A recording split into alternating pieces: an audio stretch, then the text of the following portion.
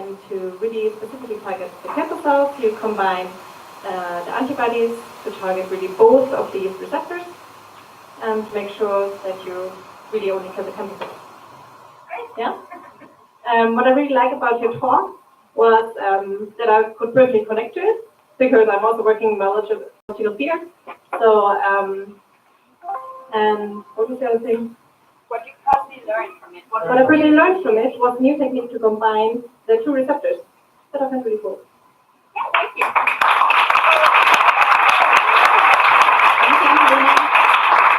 That is perfect. So, all right. Then it's time that we can continue to our second talk. So, the second talk today will be by Jude. Yeah, she will be talking about hack your memory while you sleep. So I'm very curious on how you can do that. And so her background is also neuroscience and behavior, and she also has a background in biomedical engineering. And right now she is a research fellow from Backyard Brains. You will see those guys several times today. I will tell you more about that later. And after she's done with this fellowship, she will be working as a research assistant at the Boston Children's Hospital. And fun facts about her, so I have no idea how to pronounce this instrument. Yeah, good directly or something. It's an Arabic instrument. Okay, I want to hear that. And I want to hear about the beatboxing for sure later. We have a microphone, so you should try that. All right. So, and then you might be curious who's the next improv speaker. So I hand over again to Lizzie. So the next person for the improv talk will be Sophie Stevenson.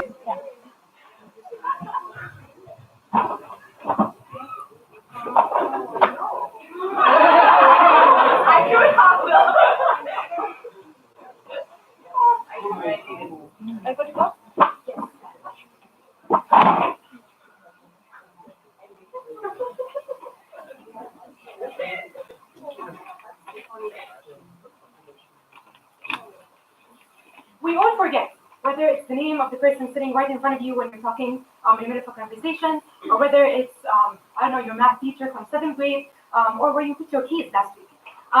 It kind of gets a little of a mess up in your head, as you can see here, for remembering the passwords for your social media accounts, and kind of organizing all this information. So we thought, this is not ideal. There must be a solution for us to be able to save our memories in some way and treat them in a way that we can retain them later when we want. So if you can think of it, our memory is kind of a muscle. It's like any muscle in our body. We can strengthen it and enhance it. And then one of the ways that we can do this, and one of the ways that we can do this is by hacking our memory while we sleep. So this sounds very exciting. So to start with, why do we actually sleep this? Well, that's kind of the million-dollar question that everyone is trying to answer right now, scientists and research. So there are different theories that scientists came up with, and there are 3 of them mainly that we can think of. One of them, for example, is the inactivity theory, and by that is that animals and humans adapted themselves, or they evolved to sleep at night to protect themselves from predators or to not be attacked. Another one is energy conservation, for example. So when we sleep, our body is functioning less, kind of, so we consume less energy, we eat less, the metabolism rate is lower, so it saves energy overall. We even turn the lights off, so that's saving energy.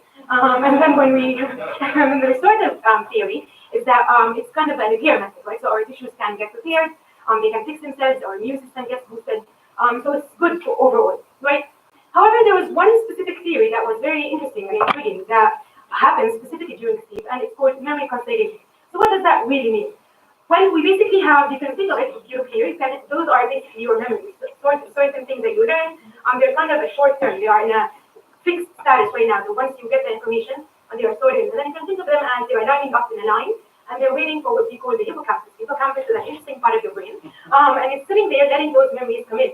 And then what happens then eventually is that the hippocampus will pass those memories from short term to long term to essentially send them to the cortex. So for this method to happen, or for this kind of transition to happen, this naturally happens, and then it specifically gets strengthened while we sleep. So we thought, okay, well, if this is, we know this, how can we actually hack this, or how can we even enhance it better? Is there a way that we can use? So what research has found recently, many research papers that have been studying this, found a method that we call targeted memory reactivation. And by that, we mean that we basically can hack your memory or strengthen that relationship using different stimuli. And one of them could be sound. So you can make you listen to certain sounds while you sleep, and then see if you can remember things better or worse. So what I did was that I was curious. I said, okay, well, is that actually really true? Right? I was kind of skeptical as well. I was like, I don't really believe this. So I'm working with backyard brains, and what we do is we make DIY versions of applications that we see in science or in papers. And our idea or our goal is to kind of take them out of that rigid scientific or fixed status that they're in and make them be more accessible and at low cost to people. So we built a memory task. I built a memory app you can download on your phone or you can on any device that you have. And then what you basically see that there's at first a learning, and if you click in the correct location where you would put, remember or think the images, that's correct. So while you do this before you sleep, then we kind of start recording you. We let you go take a nap for around 90 minutes. And then we use our equipment that the backyard brains made. It's an EEG device that allows us to measure your EEG or read your delta waves very easily. And that by simply using 2 electrodes to do that. And then once we do that, we kind of are interested in a specific phase that we call slow wave sleep. And that's basically your deep sleep, or stage 3 of your non-REM. And that's when we start seeing delta waves that are characterized by they have low frequencies, and you can see that they are the big ones on the screen. And we do this in real time. And then once we see that, okay, now we detect that you are in this stage of sleep, we want to start cueing those sounds. So the trick here is that we basically, there were 48 images. Each image comes with a sound. So there are 48, okay? And then you wake up, you play the memory game again. And then what we found is that you actually perform this interesting graph. So what does this mean? So we found that basically there's a general trend that proves that you perform better on the ones that were cued versus the ones that were not. And it's kind of more of an idea that you forget less. You tend to forget less more than you actually remember better. And then with the subject that we tested, this basically shows you that the negative one, it kind of measures the distance between where you clicked, where the user clicks, and then where the original image appears. So the closer you click, the more accurate you are, and then the smaller the distance is. And the change is in negative because you perform better after sleep compared to before. So that is why it's negative and it's good. And the more positive that was for the uncued, it means that was actually worse performance. So it matched, right? It matched the theory, it matched what we saw in papers using this very low cost and kind of DIY version using our methods and our devices. So we were very happy. So where can we take this beyond this experiment? Like, why is this valuable? Why did we do that? Ideally, we want to see this, okay, can we now actually study while we sleep, right? This could be a crazy idea, but can you basically, any user, students in classrooms, can they download this app, buy this kit that we have, and basically do a study on their own, right? You can start customizing the images on yourself, right? Or test it with other students, with your friends. So it's kind of a wild idea.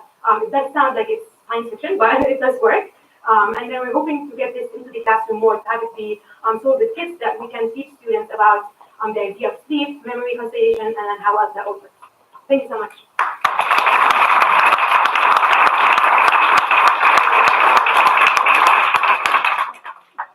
Thank you, Jude. That was really cool. So I definitely buy one of those things now and try it on my own. So, okay, grab your phones and start voting for Jude this time, please. I need to switch. All right. So, wait a second. Here she is. So, grab your phones and start voting, please. Okay, and then, of course, we again have our improv talk. Who was it? Where was it? You, it's you? All right, then come on stage, please. Super cool. So, gonna tell us what was you talking about, what you personally learned from it, and what you loved about the talk. So, thank you. So I learned that the hippocampus is a brain structure that can both long-term memory and short-term memory while you sleep. And they did a study where they gave, like a target or something to memorize to the subject before they fell asleep. And then while they were asleep, they gave an environmental cue, in this case sound, to remind them of the visual cue in the beginning. And then they found that they remembered it better when they heard this environmental cue. So something that I liked about the talk was the visuals that I gave, and the fact that it was really easy to sort of follow the logic of it. And then I guess something I learned was that environmental cues help you learn while you're asleep and potentially study in your sleep in the future. So yeah.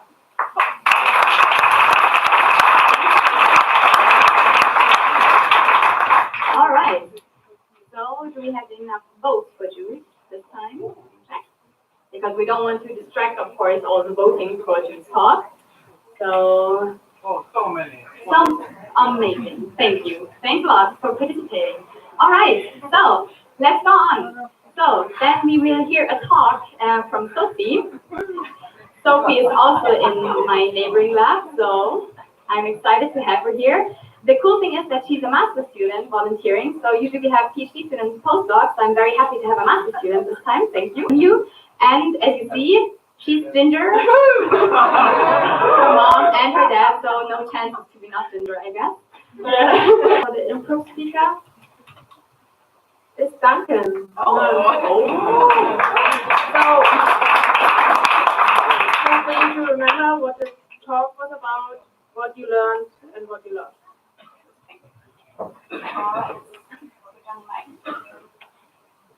you're on. Can you come on? Can everybody hear me? Yeah. Okay, great. Then, good evening, everybody. So I want to start my talk by telling you all a story. And that story is about a man named John. Here. Now, John was born in 1923 in England, in Hartlepool in England. He served in the war, and he won an MBE for his efforts to public service. He was a rugby lover and an avid cricket fan, watching every weekend the game on television.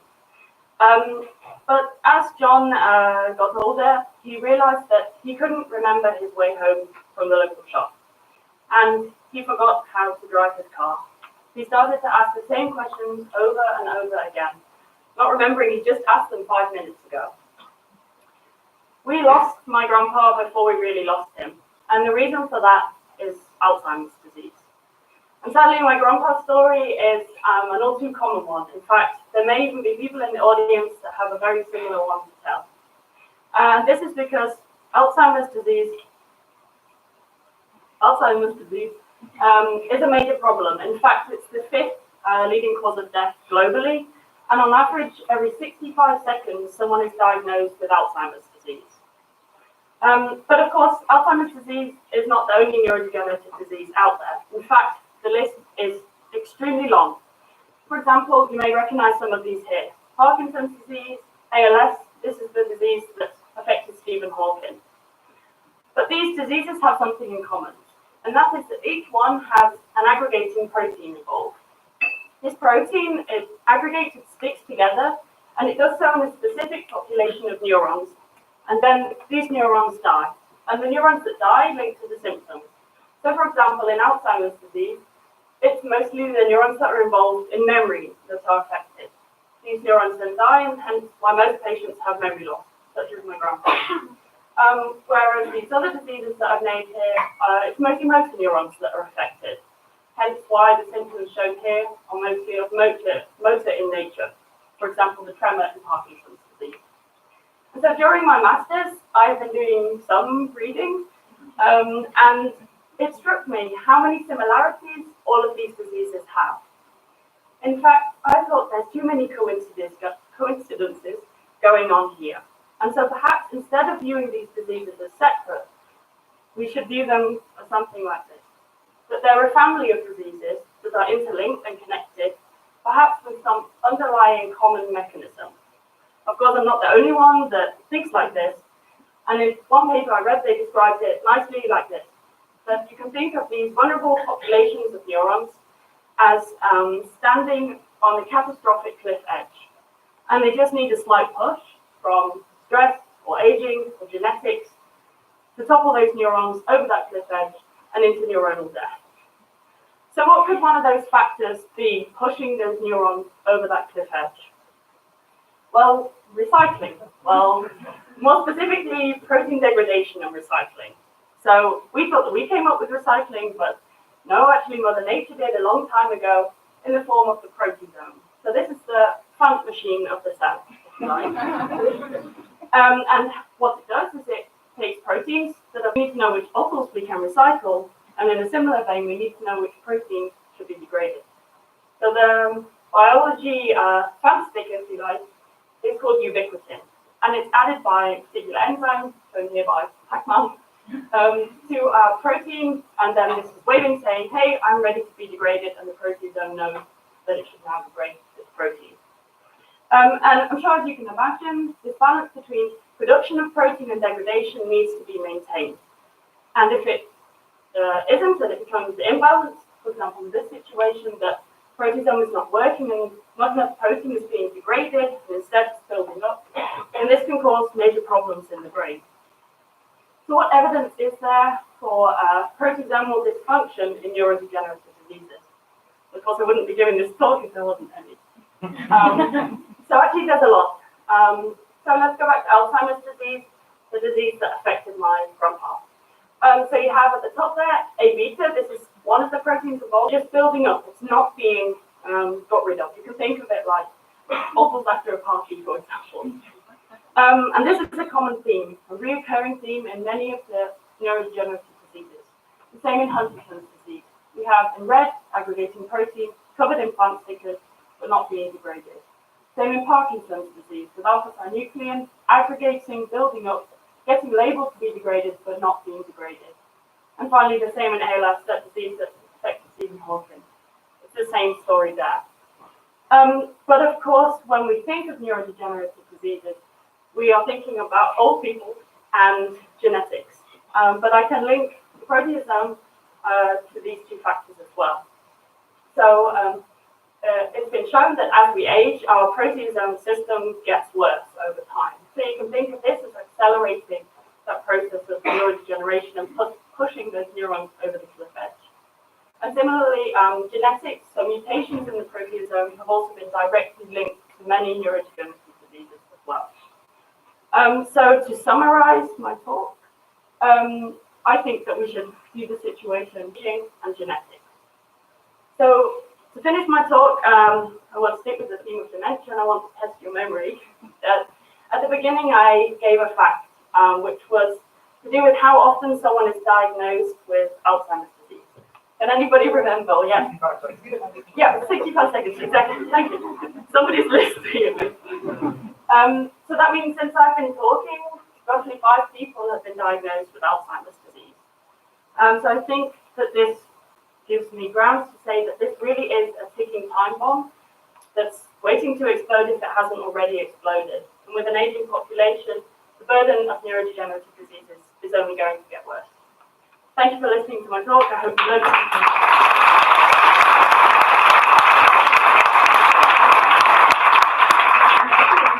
Thanks a lot. Wow, I feel I learned a lot. So we can test if the improv speaker of Sophie's talk has also learned a lot, and I hand over to Duncan. So tell us what the talk was about, what you personally learned, and what you loved about the talk. Ironically, I've forgotten everything. But, so, Sophie was telling us about neurodegenerative disease. She told us that it comes in a lot of different flavors. But so she mentioned Alzheimer's, she mentioned Parkinson's, she mentioned ALS. But Sophie thinks that these diseases are better thought of being grouped under a single banner. And she told us that all these diseases have one thing in common, which is that proteins aggregate inside neurons. And this causes those neurons to die. And depending on which neurons die will depend on which particular disease you end up with. Something I learned from this talk was I hadn't appreciated before that in all these different diseases, the proteins that are aggregating are having this recycling signal tagged to them, but that isn't being picked up by the cell, they're not being degraded. So that's something I learned. Something I loved about Sophie's talk was the way that she balanced kind of personal stories and general interest in this topic with some actually hard science, telling us which proteins are involved. I think that was a very good thing to do, and I think she did a very good job of appealing to both a general audience and also to people who might already know a little bit about this topic.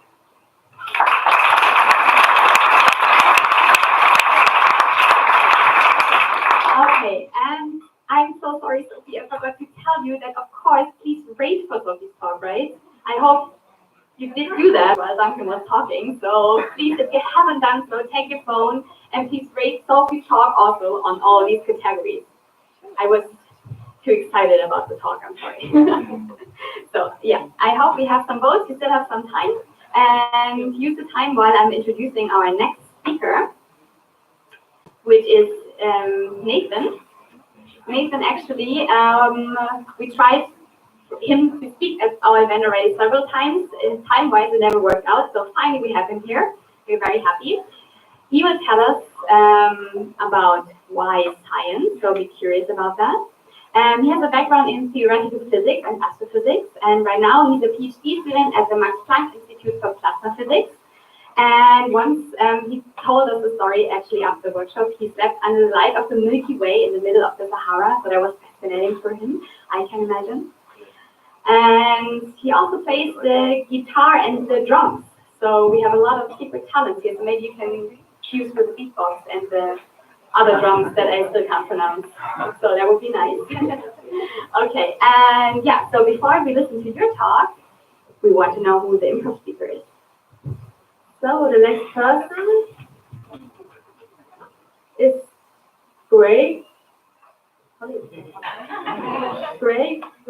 Gage. Is it right? Is it right? Okay.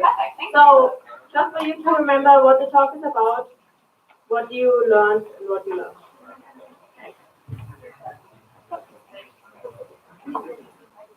Yes. Yes.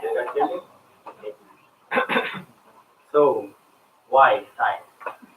This why question is very important for us because we keep asking ourselves, our friends, our psychologists, our parents, why everything? Why have I done that? Why this? Why that?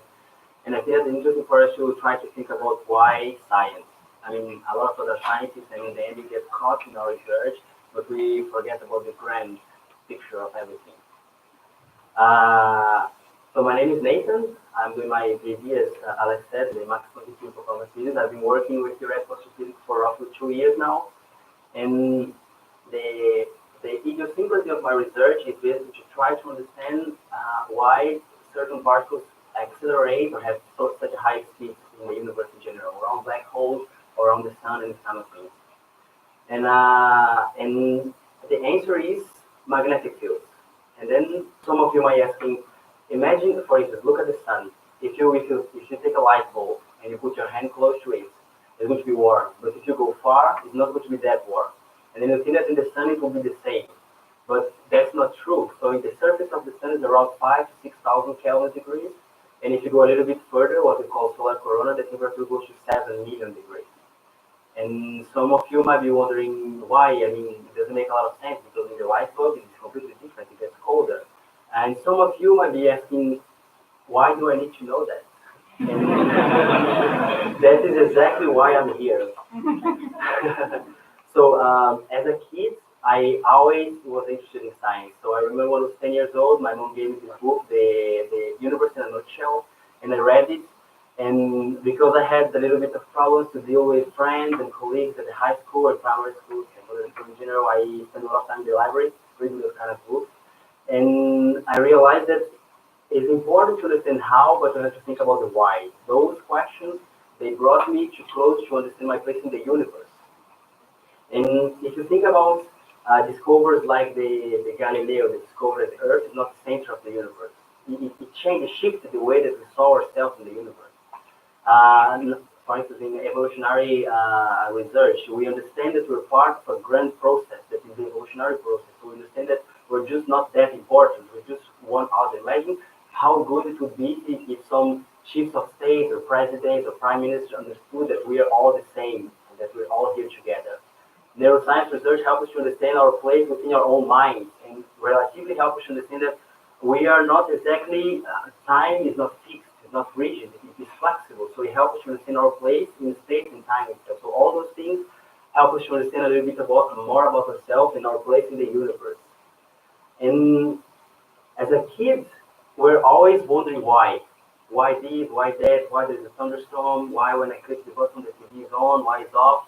And I think that this is the source of the scientific person. We're trying to understand our place in the universe.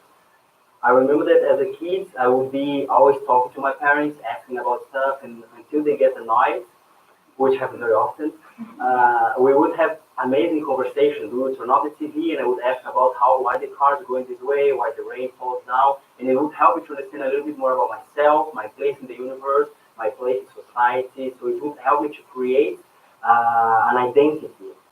And I remember that my father would get very stressed when we would go on the border of asking why and why and why, and then we were trying to understand our place in society by asking questions why. And I think that as scientists, it's fair to assume that a fair amount of us here are scientists or we want to be scientists. This is the same, it didn't change. We were all born scientists. We were trying to understand our place in society by asking specific questions. And one of the messages I want you guys to have is that don't forget about that. So there is this paradigm, as they say, that the need for science is technological progress. We need a better iPhone, we need a faster internet, but I don't think this is the essence of science, and that's what we should focus on. So next time when someone asks you about why do you choose science, I mean, why do you need to understand the protein to connect these, or why do you choose the particle in the universe that does that? That is, of course, the easy answer to give is that, okay, we have technological progress, we have a better iPhone, we have something faster, but I don't think that's not the answer, and that's what the message they want to pass to you guys right here. I want you to understand that just like kids, we're trying as a humankind to understand, to have like a humankind sort of identity, to understand our place in society, to understand our place in the universe, our place in the animal kingdom, to understand more about ourselves. And yeah, so next time you guys are going home right now. I know that not all of you are scientists. I know that not all of you are right here right now. But when you go home, you're going to have a view with your friends. You're going home to sleep. I'm going to think, why did I become a scientist? And for those of you that are not scientists, those of you online, I want you to ask, what happened to the scientific side of me? And you're going to realize that the answer is going to surprise you.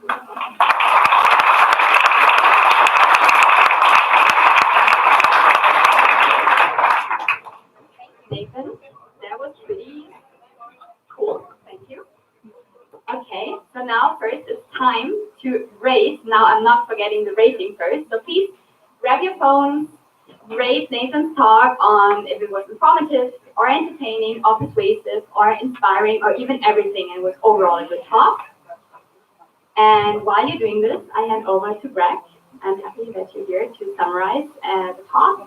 So tell us what the talk was about, what you personally learned about it, and what you loved about the talk. All right, thank you. This is an interesting talk, a bit different than the talk you saw so far. It's a meta talk. It's a talk about why are we doing what we do. We all chose this. We ask why.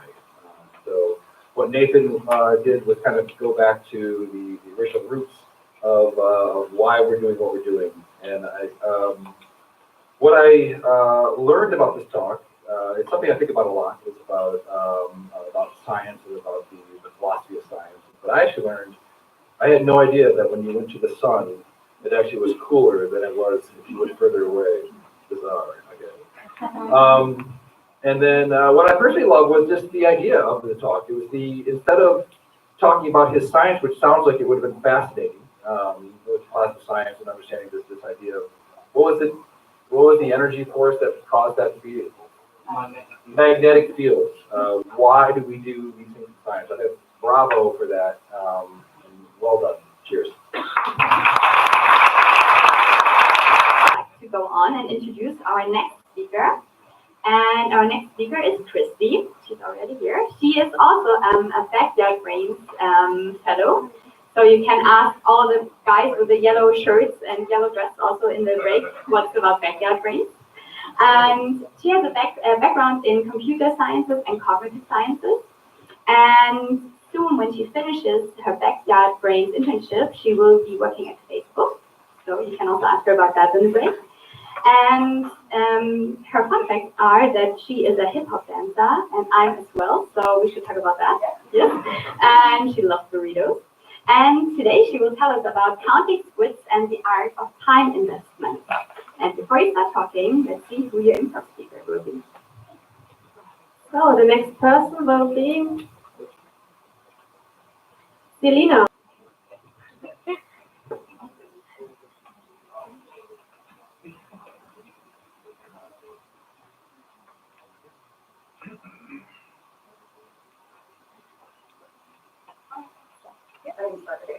Hi everyone, like she said, my name is Christy and I'm an intern at Backyard Brains.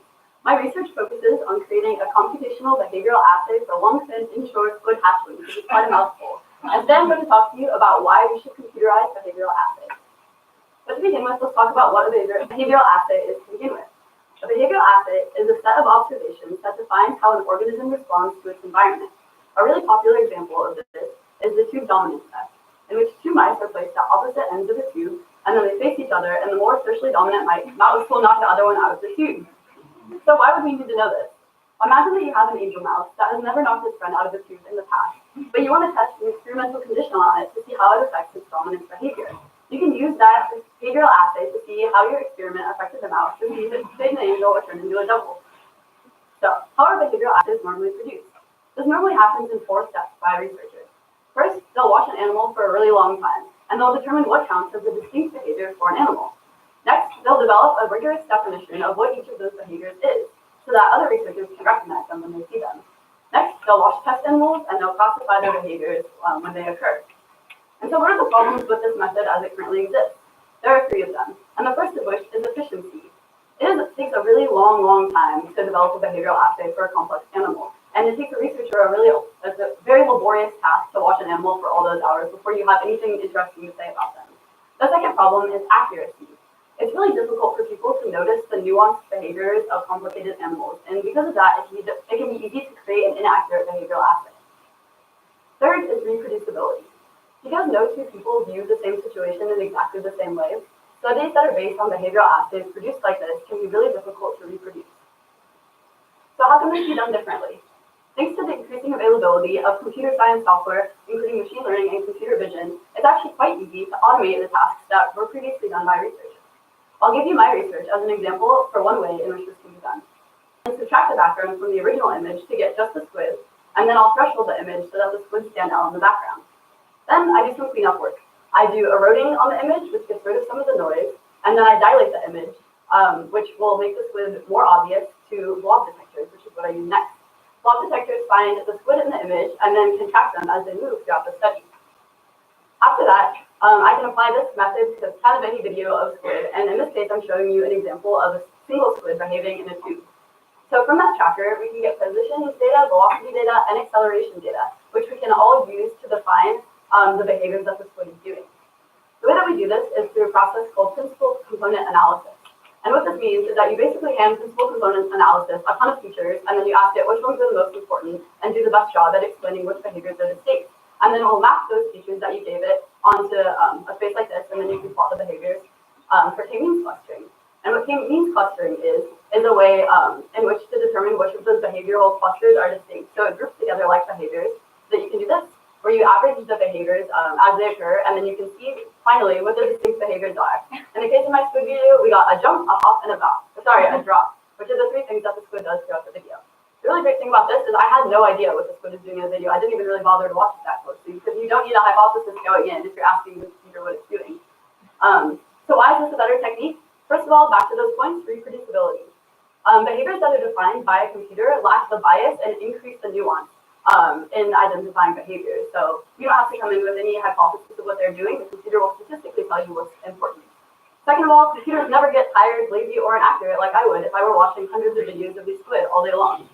Third, the same input is always guaranteed to generate the same output when you do things computationally. And that allows studies to be reproducible in a way that they wouldn't be before. In terms of accuracy, I'm going to prove to you that the compute 10 seconds to count as many squid as you can during that time, and then we'll talk about your answers versus what the true answer is. Don't remember what you saw before. Okay. Ready, set, go.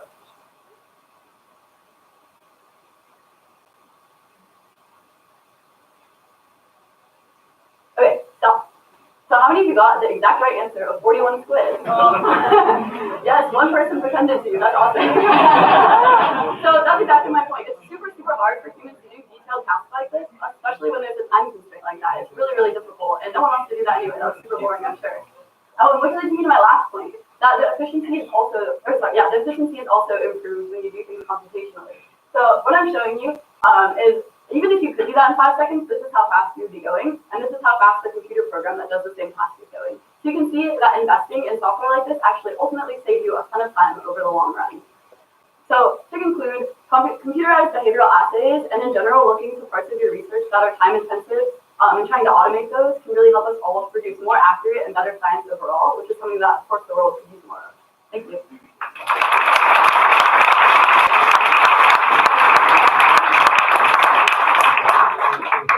All right, so thank you, Christy. Can you once more say the name of the squid? Long-fin inshore squid. I tried to remember it, no time. It's really hard. Okay, so grab your phones and please rate Christy's talk. Please remember the 4 categories and rate how informative, how entertaining, how persuasive, and how inspiring it was, and how much you liked it overall. And while you're doing this, I get Sabina on stage. I convinced her to do that today, so I'm happy you're doing this. It's nice. So tell us what Christy was talking about, what you personally learned, what was new for you, and what you loved about her talk. First, thank you, Christy, for your talk. Really nice. I learned a lot. For example, what is a behavioral essay? And the talk, I guess, was about how to make this more efficient with computer algorithms which you create. I also liked that you put an experiment that you really could experience what is better about the computer algorithm, because one person only from all of us counts correctly. And yeah. Oh, what the talk was about.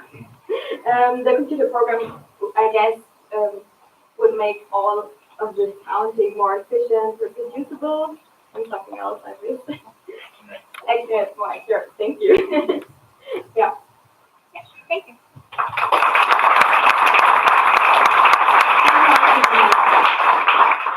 Super good. So I hope you all finished with rating Christy's talk, and then we can go on. Where's the microphone? Did you put the microphone? On the corner. Okay. No, we got it. We have it. Amazing. Thank you. All right. So then we have our next speaker. Our speaker is. What? Okay. Our speaker is Nadia. She has also a background in neuroscience. She's a master's student at the GSN, the LMU, and she says about herself that she never met a person who has been more often to the Oktoberfest. So I think challenge accepted. And last weekend she said she even roasted a whole pig at Ida, so I think she's more German than I am now. So, all right. And she will tell us about the impact of 4IT on vestibular ocular reflex performance. And before you start talking, we want to know who your improv speaker will be. So the next person will be Michael. Michael. Yeah. So what the talk was about, what you learned and what you loved.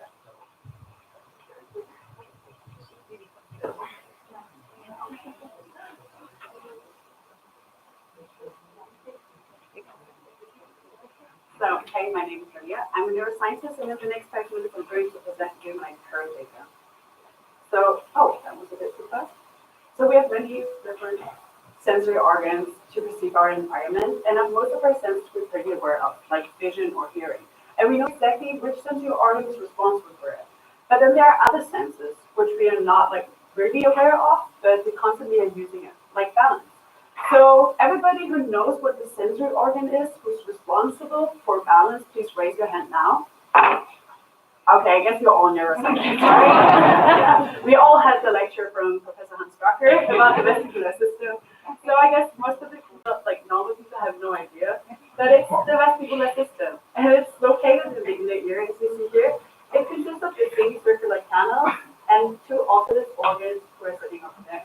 These 2 structures perceive a linear and transient acceleration and transform them into motor output, so that I can actually stand on one foot, I can ride my bike, I can surf or ski.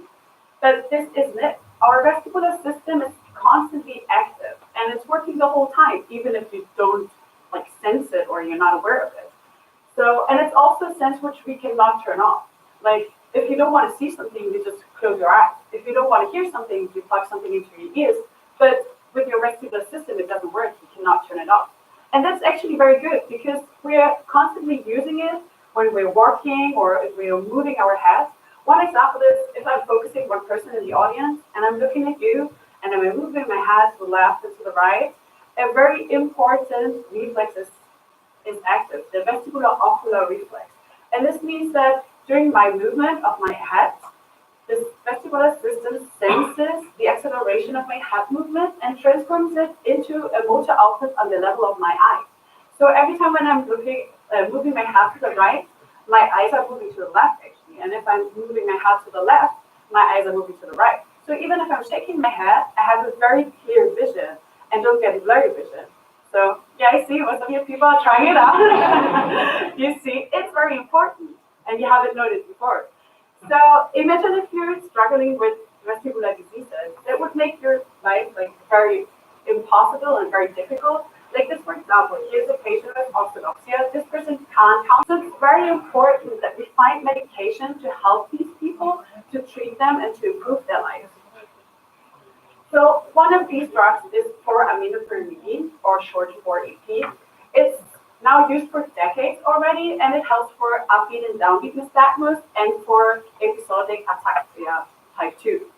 And even if it's like used already for decades, nobody has really a clue what it's doing to our vestibular system and where it actually attacks our system and how it affects us.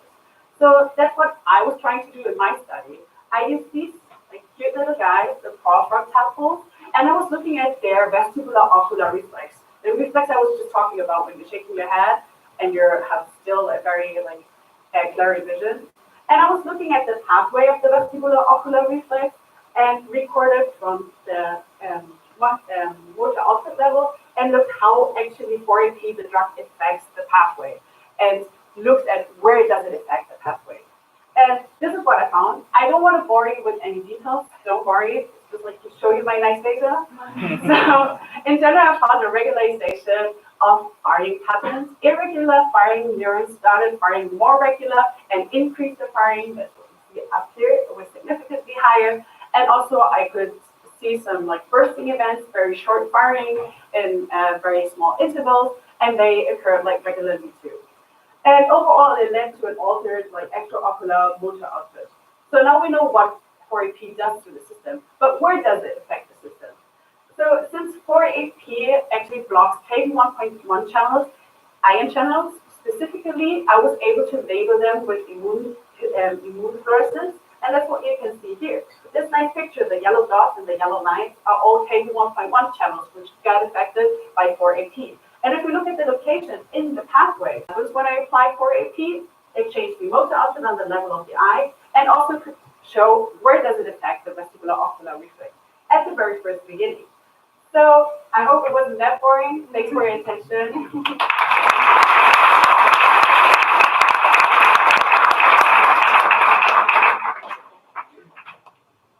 So cool. Thanks a lot for the talk. So, does it work? Give me a second. All right. Okay. So before I let you speak, give me a second because I don't want to miss the chance to actually introduce also the rating again. Ready phones if you haven't done so yet, and give a rating for Maria's talk now, please. While you're doing this, we want to hear what Michael, right, learned today from this talk, what the talk in general was about, and what you loved about Maria's talk. Okay. So in general, Maria's talk was about the ear system and how it performs.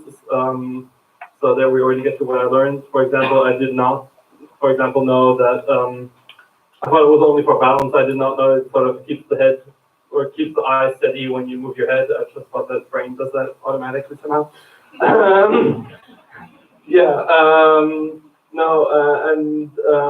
So that was what I learned, and also she had results on how this 4-AP chemical, I guess, is a chemical, worked on the receptors and how it changed the person, the frogs.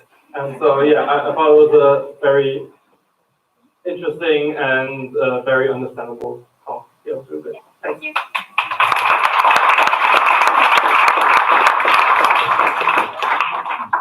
Thanks a lot. So to be a good time? Yes. Okay. Well, always technical things, right? So no problem. We can just implement. I am now to work. Okay, but give me my screen once more. All right, because now we have the last speaker of this first round. Oh, it's not working anymore at all. Is there? Jiggle it. Yeah. Did you switch it on and off? The standard question. Okay.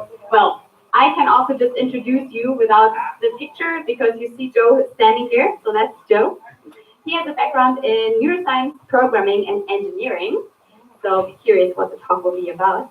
And right now he's a postdoctoral researcher at the Max Planck Institute for Neurobiology. So yeah, we are also colleagues. And he actually likes building stuff and playing with the laser cutter. So often when I need some stuff laser cut, I just go to Joe and say, help. So that works.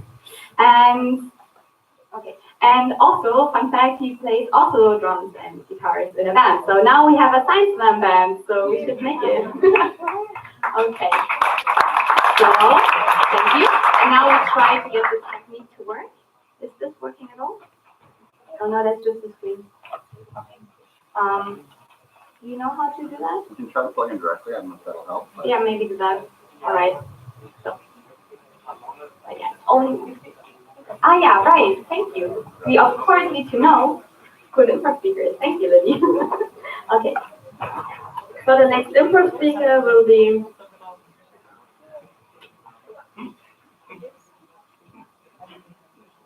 Wait, who? Wait. Okay, so what was the talk about? What you learned and what you lost? All right. The projectors definitely are not. Yes. So.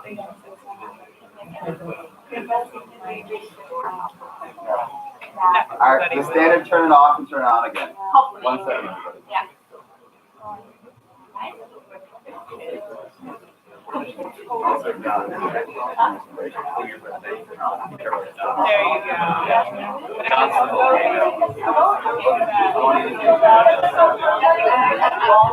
Okay, so you guys, wait a second. We're gonna use that technical stuff and improvise and have the break now, okay? So we have a 15-minute break. Please be back on time. Get a cold drink and come back. And give one person a break or two? Were you supposed to take one right after the break? That would have been. Okay, don't let it mess with your head. Yeah, yeah.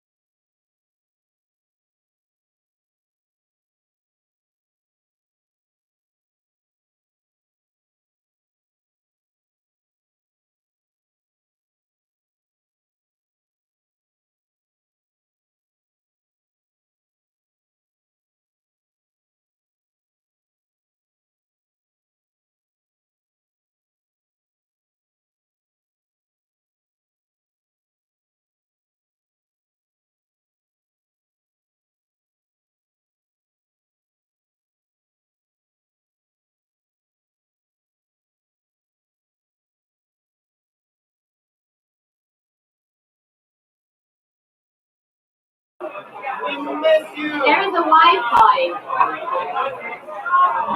So please use the Wi-Fi if you want to connect to the internet.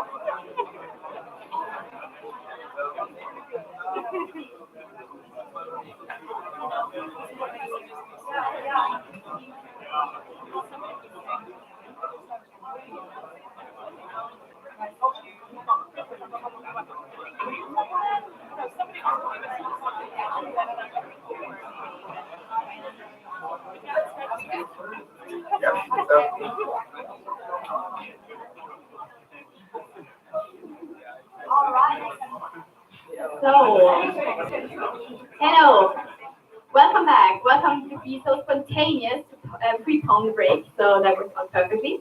Meanwhile, a very smart guest pointed out that we actually do have Wi-Fi here. So if you don't have connection with your phone here and reception, so please log into the Wi-Fi. Then we have even more votes. So we will of course all do like a lot of mathematical tricks that it won't be unfair for the previous speakers. We does that, but otherwise, please log in and be ready for the next round. So, just as a reminder, we continue exactly the same as we did before. We're gonna hear a talk, we're gonna rate the talk, we're gonna hear an improv talk, right? So, let's go to the second round.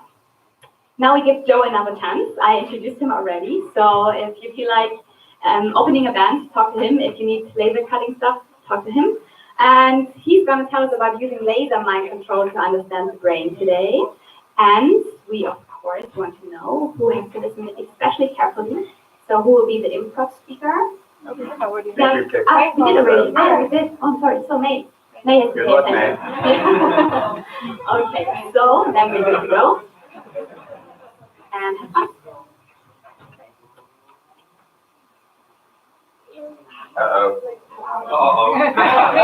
Use lasers to control individual neurons in the brain. Well, why do we want to do this? It's a nice tool to be able to understand how brains work.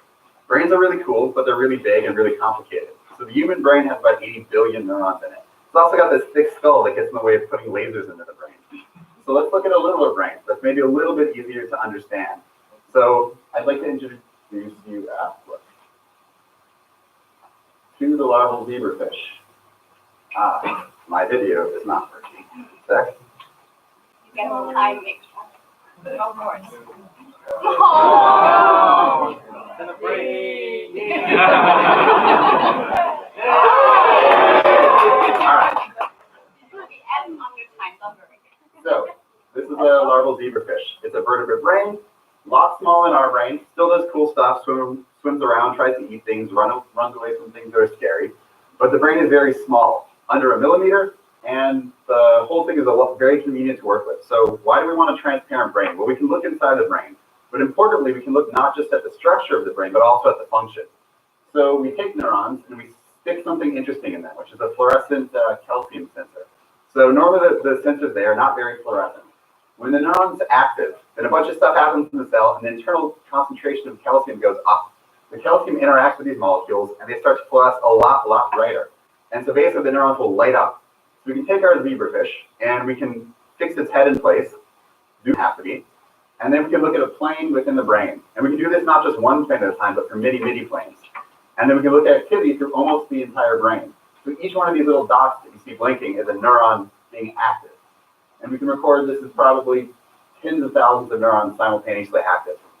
So we can see what's happening, we can show the fish some cool videos, see what they do, and then can we figure out the brain? Well, let's think about it. Let's just imagine we've got 3 neurons, and we see they're always coactive. When A fires, B fires, B fires, A fires, C is also firing, we say, oh, maybe these are connected directly, right? Well, maybe, but maybe not, because there's a difference between correlation and causation. So maybe A connects to B really indirectly. Maybe D is actually driving all of these and they're not directly connected at all. So we need a way to manipulate the activity of these neurons on a very detailed level. And so how do we get there? We use opgenetics. So we add another thing to our neuron. We take something sort of similar to what's in your eye that makes your eyes sensitive to light, and we stick that in the neurons. And it's a light-gated channel or pump. And so what happens is then we can take our laser and shoot our laser at the neurons, and the light-activated channels will open. And some ions will come in, and the cells will be activated, and then they'll be driven, and then they'll also drive all the downstream neurons in other areas and in the local circuits. So we can use this to, for instance, remote control a fish. So we take the fish, we stick its head in basically fancy jello, we take an optic fiber with a laser, we shoot the laser in the brain. And when we shoot the laser in the brain, if we hit the right area, we can move the tail side to side. So you can see the optic fiber move back and forth, you can see the tail move back and forth. This is really cool, right? It's the best remote control ever. But this is still fairly imprecise. So when we're activating tens or hundreds or thousands of neurons simultaneously. And I don't want to understand what 10,000 neurons do. I want to understand what individual neurons do. So we want to reach a finer level of precision. So how do we do that? Well, we do wavefront shaping, aka holography. So if we take just a beam of light and put a lens there, it'll focus to a spot. But if before it hits this lens, we modulate that light wavefront, we distort it a little bit in a very particular way. We can get the light to focus to different points. And then we just have a very simple, okay, maybe not so simple, optical setup. And the important bit is the spatial light modulator. So the spatial light modulator is like sort of a really fancy computer monitor. It's a liquid crystal device that we can shine light off of, and it will allow us to modulate this light wavefront how we want. And when we modulate that light wavefront in the correct way, which we calculate using some math and Python, we get a desired intensity pattern out inside of our focal point, which is inside of our fish. And this can be a three-dimensional pattern. So how do we put this to use? So this is then inside the fish brain. We can image multiple planes simultaneously, also try to do some stimulation. And in each of these planes, there's a bunch of neurons. And let's say we have some neurons that are particularly interesting. I want to activate neuron number 1, and I want to activate neuron number 13. So we can compute these different wavefront modulation patterns, put them on our SLM, and this will then focus this light for stimulation to these specific neurons, and then we can drive them selectively. So you see these orange bars here are showing the activation time when we're shining a laser on these neurons. And for instance, we're aiming at both neuron number 1 and neuron number 13. You can see they are reliably, while simultaneously looking at all the network activity and also the behavior of the fish. So we can image hundreds of neurons simultaneously. In this case, we're activating just 3 of them at a time. And we can make the fish twitch its tail, hopefully to figure out how the brain works.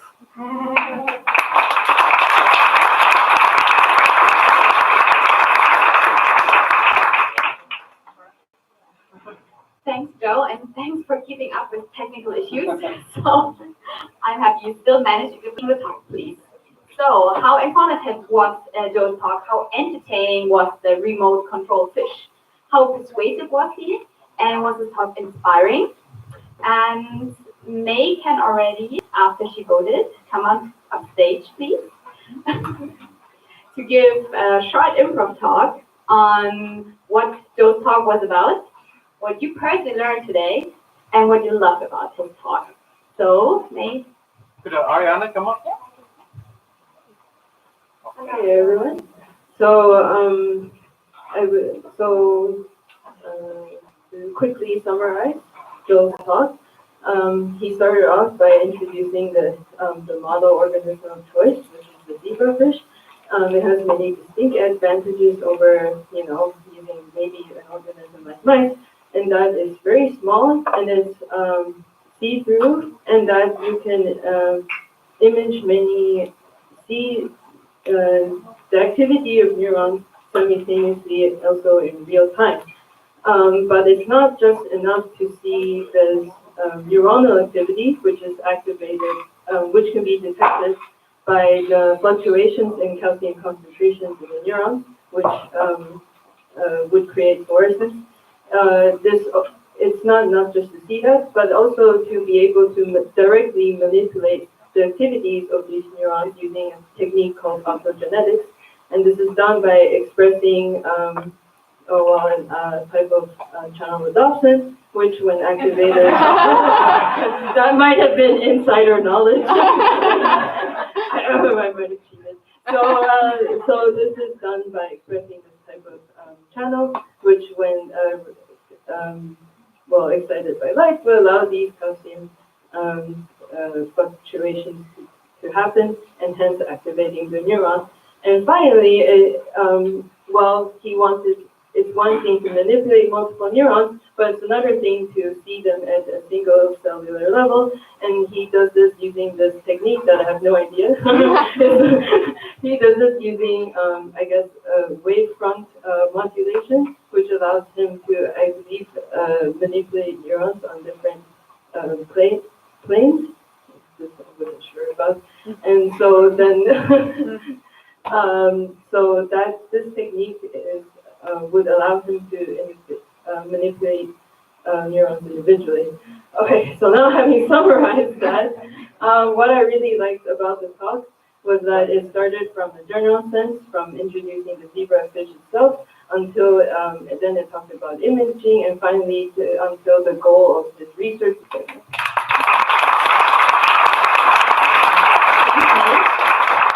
So yeah, we have a talk again, basically. So you did a good job in explaining, definitely. Thank you. So that was pretty cool. All right, I hope you had enough time to vote for Joe's talk, because then we can continue now and show you who will be speaking next. Just a tiny glimpse, because we immediately start. Oh, what? Sorry, Ariana talking today, and she will take us on a journey to the surface of the Earth. She has a background in volcanology. Yeah, you can study that, so you'll hear about that. And right now, she is a postdoctoral researcher in volcanology. And she said she's not into climbing, except on very high mountains that have a volcano on top. So maybe we hear more about that. And she also does a painting of volcanoes, so she's really into volcanoes. And we hear about her passion today. And before we give your talk, we want to know who's your improv speaker. Oh, who's going to be the next black person?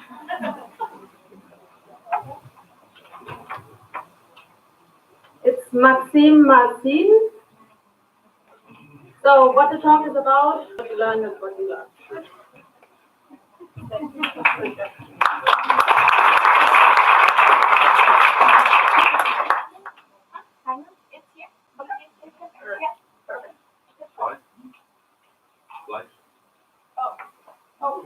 No? Hold on. That one up? No? Okay, you get time again? Timer again? Crossing fingers? Oh, wait. Wait. Okay, wait. No. Shoot. I mean, I have substitution for that picture, you know? Yeah, I know. But, wait.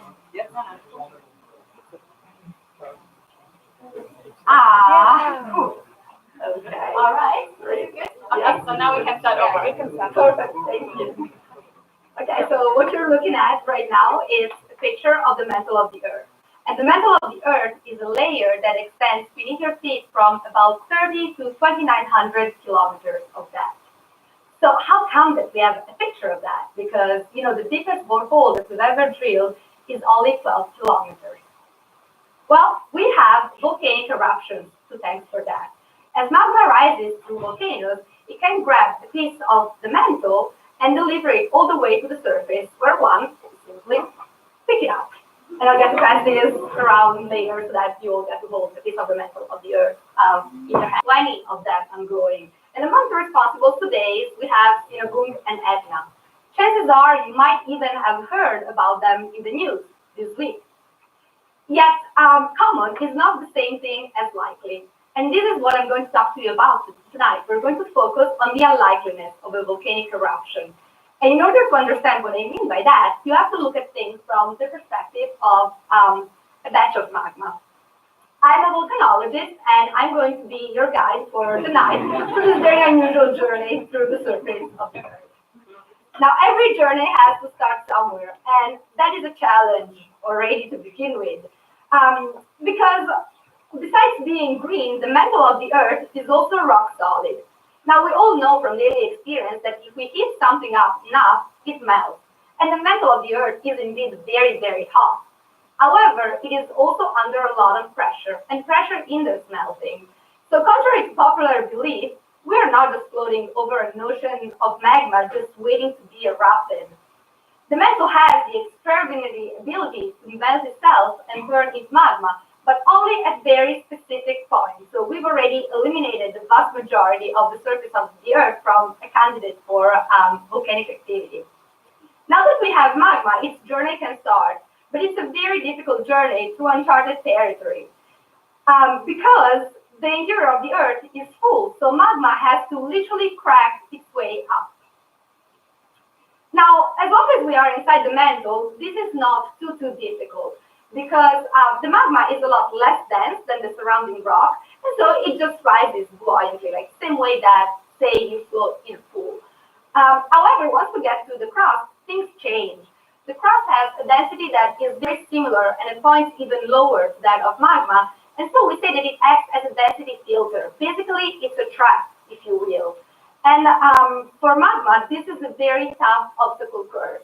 And it's one that the majority will never see the finish line of. The vast majority of magma will simply pool somewhere and cool down and freeze in place, basically, and never erupt the surface. I studied the remaining 10%, the 10% of magma that does make it all the way outside through a volcano. Now, in order for this to happen, we need some kind of trigger. For example, one of the things that happens sometimes and that helps magma be propelled all the way to the surface is exsolution of bubbles. So it's the same process as when you open a bottle or can of soda and bubbles come out and drag some liquid with it.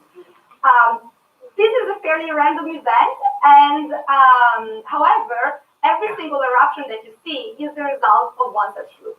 And we don't exactly understand how this works. Now, this is a real problem because it hinders our ability to predict volcanic eruptions and to keep safe the 500 million people worldwide who live nearby an active volcano. Volcanology is a very young science, and so there is still much to be learned. And this is definitely one of the things that got me into it. And my own journey has been quite a challenging one. For once, I've had to move all over the place just to find good locations where it is possible to study such thing as volcanology. And then always come up with new ways to crack problems, if you will, both in the lab and in the field, all while having to deal with the scarcity of funding. And there's been some randomness in the mix as well, such as entering this email that advertised a PhD position in a Midwestern town that I never even heard of, but that would become my home for many years later. One way or the other, by the time I made it to Pacaya in Guatemala for my first fieldwork season, I could call myself a volcanologist. My livelihood came from trying to understand how volcanic eruptions work. And at the same time, some magma had made it all the way through the crater and had started flowing, if not centuries before me. I was there to welcome it at its arrival. A coincidence, quite lucky, but also very unlikely. Thank you so much, and I'm going to pass this around to Santi.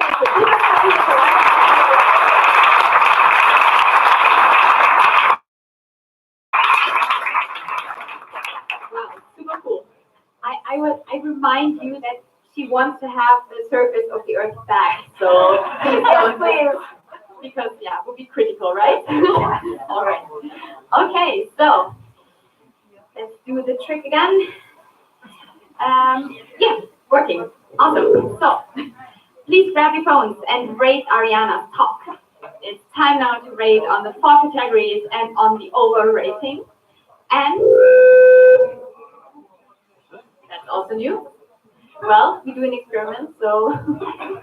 All right, and then I would hand over to you to give the improv talk about Ariana's talk. So I remind you, please tell us what was the talk about, what did you personally learn from it, and what did you love about her talk? Yeah, hi. So the talk was generally like volcanoes. They do it randomly. And 5 million people living around the volcano are quite curious when it happens. So yeah, there's a problem. What I learned that it's only 5 million people because there are volcanoes and it looks like around every volcano there's a lot of people. I think it's not too many. And what I like is that there is area of knowledge that is completely not about the geology or physics. And it's covered by this slide. Yeah. Thank you.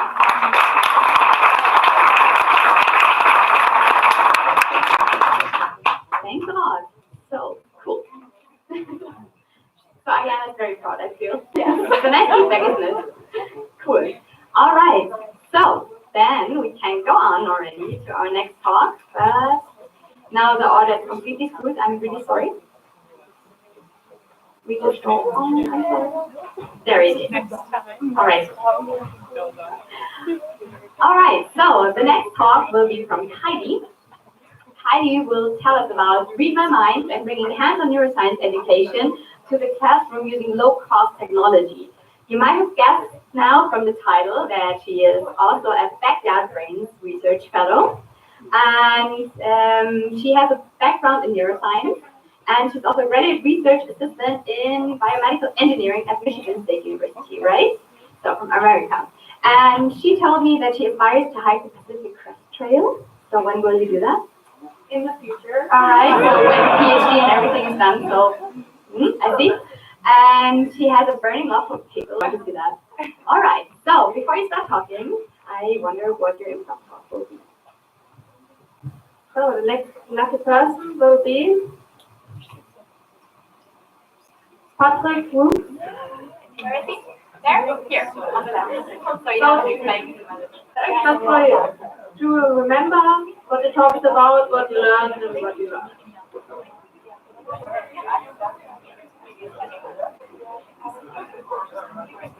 You can stop. Can everybody hear me? Okay. Hi, everybody. Good evening. My name is Kylie Smith, and from a very young age, I have been absolutely fascinated by the brain. That is me. That's not a stock photo. I've been intrigued by how it works, how it commands our bodies, and even how it's convinced me that it's just the coolest things that we could possibly study. But even so, at this young age, I couldn't have imagined that I would be standing here talking to you about neuroscience technology and how I have the opportunity to work with it. And to me, the reason for that is that often neuroscience can feel out of reach, right? So young Kylie, which I just showed you, have this image of a brain researcher and people that use neuroscience technology that you can relate to. But even if that's not what you pictured when you thought of a brain researcher, we all likely would have to follow the same path to get to studying neuroscience and use an institution where you might spend 2 or 4 or 10 years learning to work with this kind of technology and using it to learn about the brain. Now, this requires significant investment in terms of money and time. But not everybody has access to the resources that allows them to do that, right? And if people do have these kinds of barriers, does this mean that they should not be able to access this technology? Does that mean that they shouldn't be able to use this technology to learn about the brain and study it to make advancements in the field? I'm here to tell you today that that shouldn't be the case, and it doesn't have to be. So during my undergraduate studies, I jumped at the opportunity to work with this very cool company called Backyard Brains, whose focus is do-it-yourself neuroscience, and their motto is neuroscience for everybody. It might sound familiar. The way that they pursue this motto is by creating low-cost equipment that can be used to study the nervous system. So my project, while I was working with them, and currently, was to develop an in-class exercise that could be used to study the way that the brain talks, or in other words, brain waves and brain potentials. And you do this using low-cost technology such as this custom-printed circuit board modified with very simple electronics components. They're meant to be low-cost and also easy to use. So what I've designed is a classroom exercise where students can come in, hook their friend up to this equipment, and quickly read their mind. Maybe not that, but what they can do is see what the brain is doing in response to certain events, right? And I really like this example because this young woman shown here had really unknowingly walked into this room and they said, want to talk to these people? And we said, can we hook you up and read your brain? And thankfully, she was very enthusiastic. So what we can do is we can create these very short experiments and bring them into the classroom so that we can show students how this kind of neuroscience data is collected, give them the hands-on experiences to do this, and then allow them to collect the data themselves. And not only do they get experience collecting this data, but we get a real-time output of what this kind of 10 Hertz activity, and then additionally event-related potentials, and specifically the P300. Imagine that you come into class one day and someone says, hey, we're going to strap up your friend, and in 7 minutes, roughly, you'll be able to see what's going on inside their brain. It's pretty cool, right? Not only is this intended for the classroom, but there are people at home that have interest in neuroscience and how the brain works as well that might not have this kind of access to technology. So we think about it in terms of this classroom exercise, but we also post all of this information online. Outside of the equipment, everything is accessible, so people can follow along at home as well if they're interested in science. And by approaching neuroscience education in this way, we can introduce young students, young scientists, and the public to the basics of brain signaling without requiring them to go to university for many years and sink lots of time and money.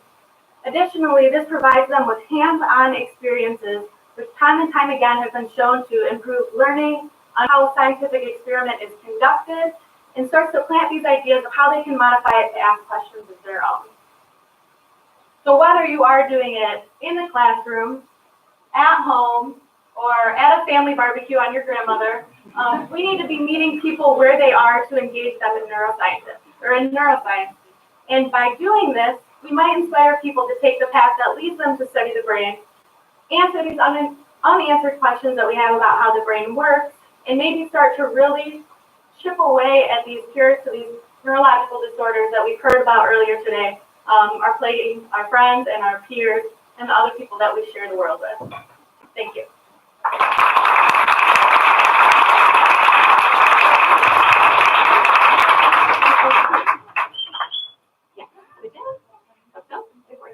Thanks, Kylie. Really inspirational, I think, but I don't want to bias the people. Okay, grab your phones and vote if you haven't done yet, please. And while you are voting, I get Chris on stage. Remind me of your name, please. Patrick. Patrick. Hi, Patrick. So please summarize the talk. Tell us what you personally learned and what you loved about the talk.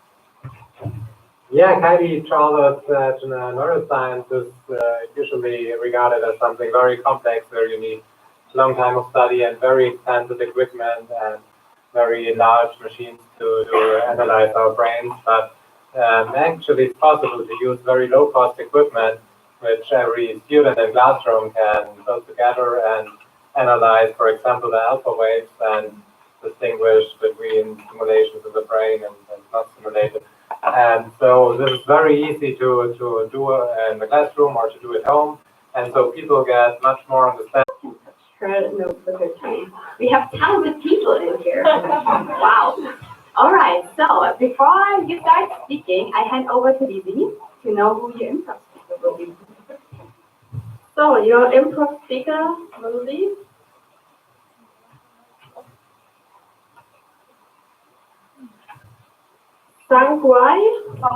Wei He. If I mispronounced it. So just for you to remember what the talk is about, what you learned, and what you loved about it. Thank you. Can you all hear me? Yeah. Okay, great. So my name is, hi everyone, my name is Lotte, and as you just heard, I'm not only a psychologist, but I'm also a biomedical researcher. And today I would like to address a topic that is often considered a psychological problem, whereas it also has a major biomedical ground, and that is stress. So I would like to start off by asking all of you a question. Who of you has ever experienced stress? See, that's kind of what I expected. But now I would like to ask you a little bit more personal question. Who of you has ever felt sincerely ill by this stress? See, that's already a lot less. And that is exactly the concept of stress vulnerability that I would like to talk to you about today. So we already know a lot about the environmental factors affecting mental health, but we do not know so much, unfortunately, about the molecular basis of this and what is actually affecting our stress vulnerability. So what happens when we're exposed to stress? So imagine you're exposed to stress, or let's say you see a snake in the backyard. I mean, I know this is not very likely to happen in Germany, but whatever, imagine you see a snake in the backyard. The brain somehow registers this, and by sending out a lot of molecules, it lets the adrenals eventually secrete the stress hormone cortisol. And the stress hormone cortisol, it puts our body in some sort of state of alertness, and it tells us to either run away from the stressor or to fight back. But as many processes in our brain, this needs to be regulated, or in our body actually, this needs to be carefully regulated. Because if it does not, we are always going to be in some sort of state of mind of alertness. And we don't really want this to happen when we figure out that the snake was just a stuffed animal of our little nephew. So you might think, there are so many different factors involved in this process, in so many different parts of this cycle. So where do we begin? Well, I give you an answer. We begin at the FKBP5 gene. And I will tell you tonight why this is our favorite gene and why I studied this in the vulnerability stress. So what do we already know about FKBP5? We know that it interacts with childhood adversity, because from human studies, when they tested a lot of different people who had similar type of childhood adversities, they actually saw that only a very particular group of people that had a specific variant of this FKBP5 gene that led to higher protein levels of FKBP5 had a much higher risk of developing major depressive disorder. So this is quite fascinating. But what is actually going on inside our brains then? What is the molecular basis behind this, and why is this happening? So if we want to know the cause, we would have to randomly assign a human person to a stress condition, and that would be quite unethical, let alone if it would change people's genes. So that is why I work with animal models. And you might wonder, what do you do with these animals? Well, we genetically manipulate them. So what we can do is we can either cut out this FKBP5 gene from their DNA, or we can overexpress this gene, which creates more protein. And then what we do is we can study the brains and their behavior, which might relate to human behavior. So what we do is we expose these mice to stress, and then we expose them to, for example, an anxiety-like behavior test. So this is the most common test that we use. It's the elevated plasmid. And as you see here, oh, sorry, I'm standing in front of it. This is the closed arms. The blue area is the closed arms, and the yellow area is the open arms, so to say. And so if I start this little video, this cute little mouse, I can explain to you what's going on. So when they are inside the blue area, this animal is quite a daredevil. So what do we study? Well, our lab has already done a lot of experiments on this, and what we found is that when we overexpress FKBP5 in a brain region that is related to fear and anxiety, the amygdala, we saw that there is an increased anxiety because they spend less time in the open arms, as you can see here. But when we block this FKBP5, there's actually more time in the open arms, which means that the anxiety behavior is reduced. And when we cut out the FKBP5 gene and we expose the animals to a stressor, we actually see that they're less vulnerable to this stress than in wild animals. But what is now eventually the ultimate goal? Well, the ultimate goal is at first to figure out what's actually happening in the brains on a molecular and on a structural level. But eventually we want to, of course, translate this to the human brain, the patient brain, what it's all about. And for me, as a translational researcher, knowing both sides of the case, I think it's so important that we combine this molecular research together with the research in the clinic. So also to study the molecular basis. And I'd like to give you one last message to take home. Just keep calm and let us study the molecular basis of stress. Thank you.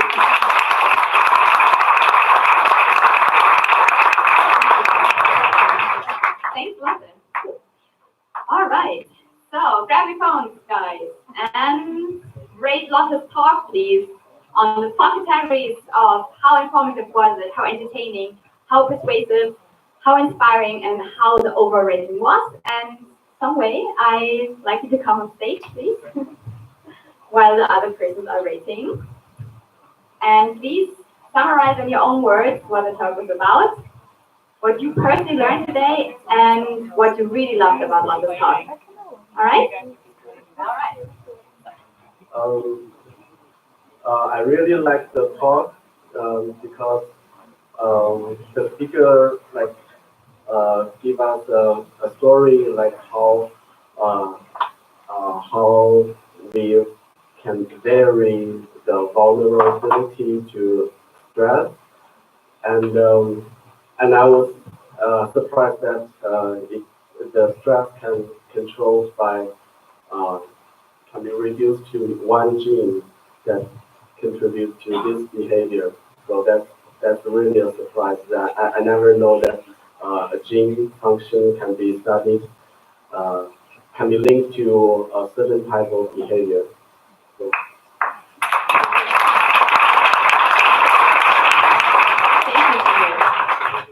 Perfect. Okay, so then we have the next speaker, Harry.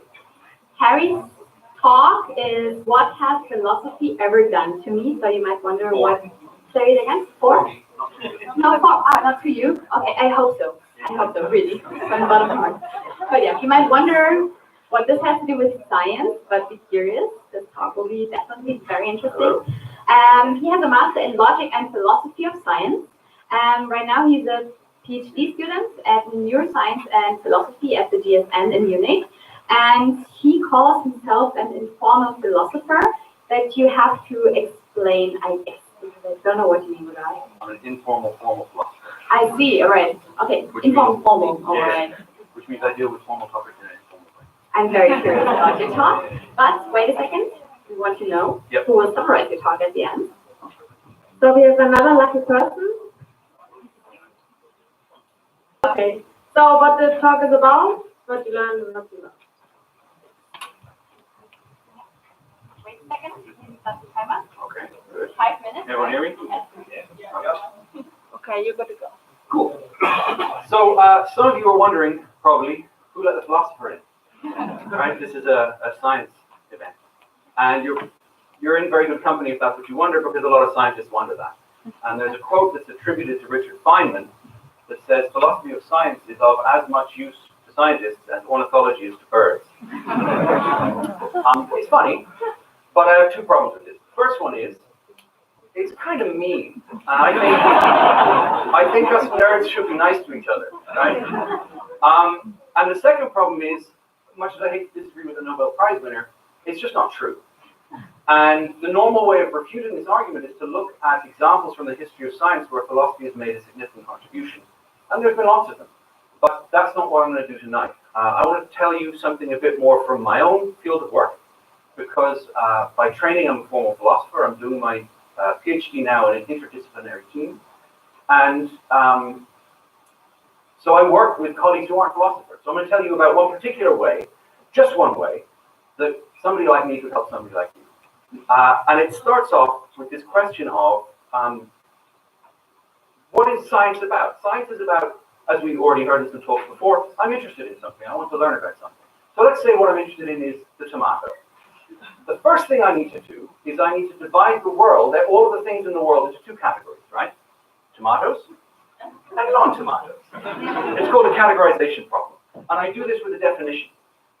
And scientific definitions are always more formal and more detailed than natural language definitions. But sometimes, because of the specific purposes that the definition is used for, it's slightly different from the natural language definition, right? So sometimes there's disagreement about what these terms mean. So in the hotly contested field of tomato science, this brings us back to the controversy: is it a fruit? Is it a vegetable? So let's have a show of hands. Who thinks the tomato is a fruit? Hands. Okay, down. Who thinks the tomato is a vegetable? Okay, good. If you put your hand up, congratulations, you're right. Because different definitions doesn't necessarily mean that one of them is wrong, right? It depends on what you want to do. If you're at a shop and you're trying to find an ingredient, or you're trying to decide whether to put it on a pizza or in a fruit salad, then a tomato is a vegetable, right? If you're a botanist and you're trying to develop new strains which have an increased yield or are more resistant to disease or something else, then a tomato is a fruit, actually technically a berry.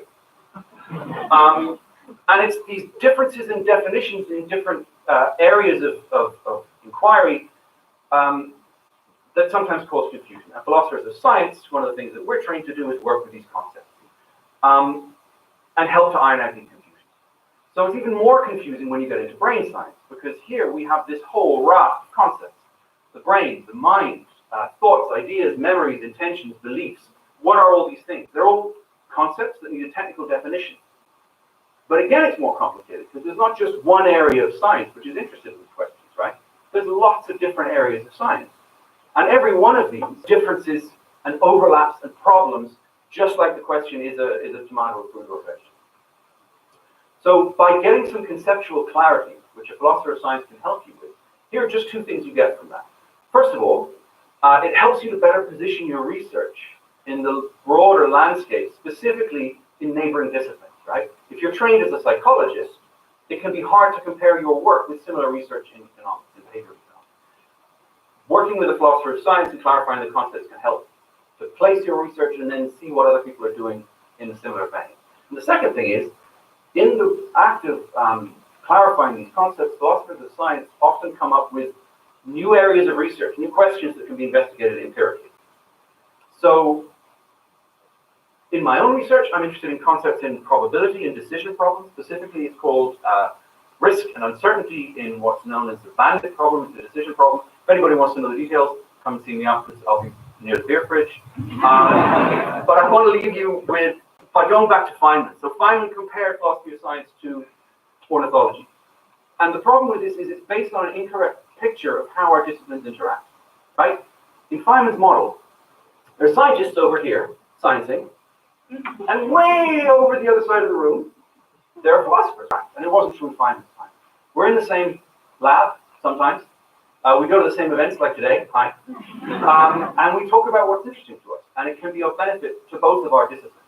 Conceptual analysis is just one thing. There's lots of other ways that our work can intersect. So I want to leave you with a more optimistic reformulation of Feynman's quote. And it's this: philosophy of science is of as much use to scientists as science is to philosophers. And that's a lot. Thank you.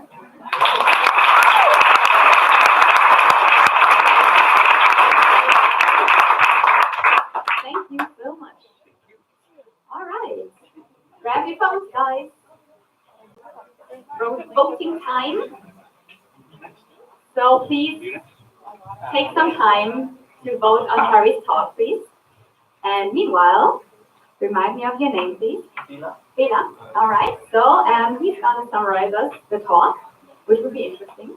And you will tell us what you learned, what was new from you, and what you really loved about the talk. Yeah? So what I think the talk was about is what philosophy has done for this guy. I'm not sure.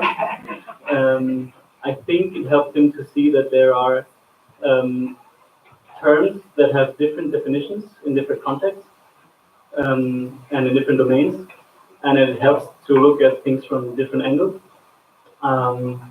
What I learned is that a tomato can be a fruit or a vegetable, depending on how you look at it. And what I really liked about this talk is that it had very nice pictures. What else? I'm not sure. A lot of things. Maybe also that it was not totally connected to neuroscience. Yeah.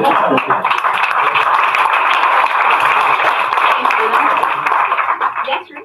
Neuroscience heavy today, so can't say anything about that. But yeah, that's true. Because, yay, background neuroscience. Okay, so the next talk will be from Dan.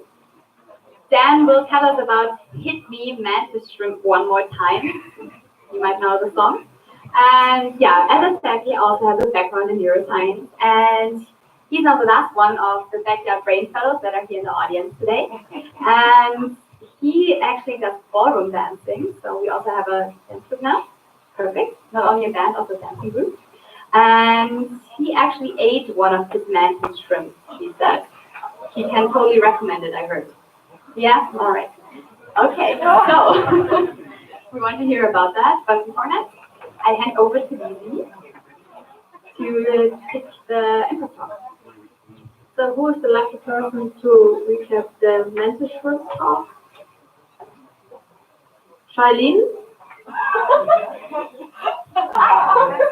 So, what the talk is about, what you loved, and what you learned.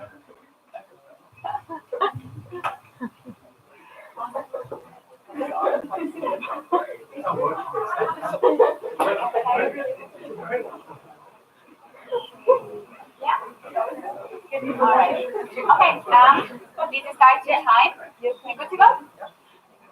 Right. Hi guys. Hi guys, can you hear me? Yeah. Sort of? Not really?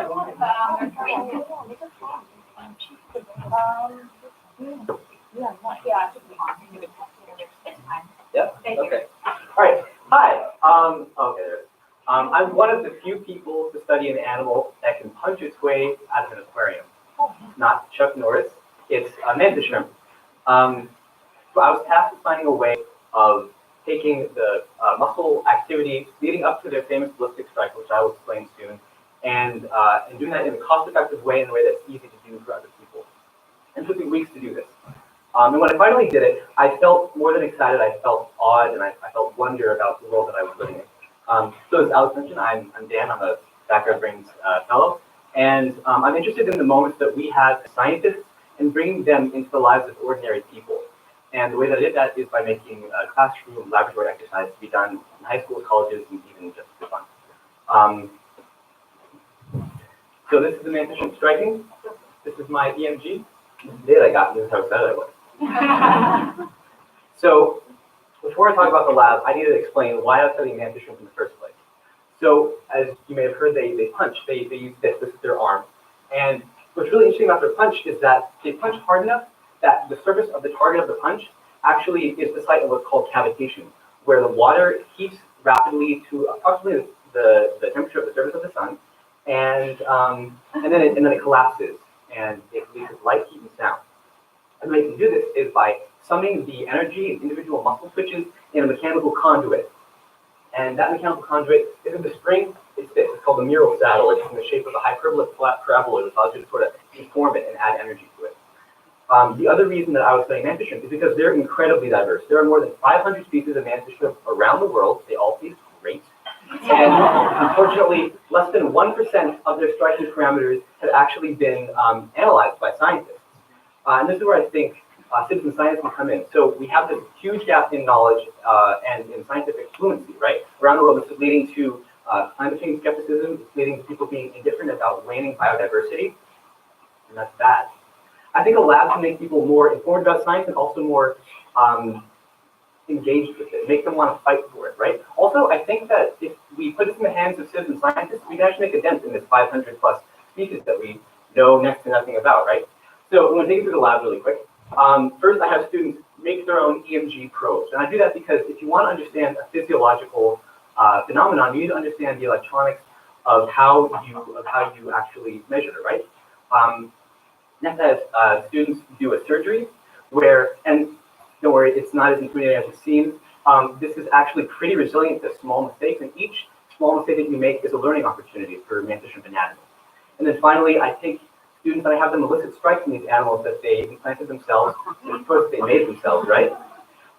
And so to do that, you have to take into account everything you've learned about them so far. You have to take into account their anatomy, how do they strike and why and what at, and their ecology. So where is this species of mantis shrimp from, and what is it like to eat and attack? As it turns out, if all else fails, my index finger is a super stimulant. So I designed this lab because I wanted to be able to bring students in, bring people to the frontier of human knowledge, okay, where science is being done, because that's where these freak moments happen. So my hope with this lab is that one day, instead of having been one of the only people to study mantis shrimp in the world, I will be one of the multitude. Thank you. All right. So let's do the switch. And yeah. So and then I would like the improv speaker on stage, please. I remember you. All right. So please, own words, summarize the talk, what you learned yourself, and what you really loved about the talk. Thank you. Cool. So I guess there are only two people who are very happy to see me here. That's Alex. She put my name in there. I didn't do that. And Christy was praying that my name comes up, and here I am. Dan, thanks a lot for this really nice talk. The main key message that I get from this is that you at Backyard Brains, your main goal is to make science fun for people, right? That's your main goal. That's the whole business idea. And you needed a reason, you needed an excuse to do that, and for you that was the mantis string. And I really liked the idea. One thing I didn't know is that this crunch, this really, really strong crunch, when it hits something, it's like the temperature of the sun. So a lot of power, a lot of force, that's pretty amazing. I don't know about your index finger, what happened there, but cool stuff. It's still there, right? You still have it. Okay. And yeah. What did you love? What did you love about his talk? I really like the way you presented it. So make science fun. You use EMG. So I don't know what that means. But if you can do this really cheaply with cheap equipment from backyard brains, I think it's quite because when I take naps, I want to know what's going on in my brain, why I knocked off after 10 minutes. So this is something we talk about later. And yeah, so you have 500 species of mantis, and only less than 1% is known.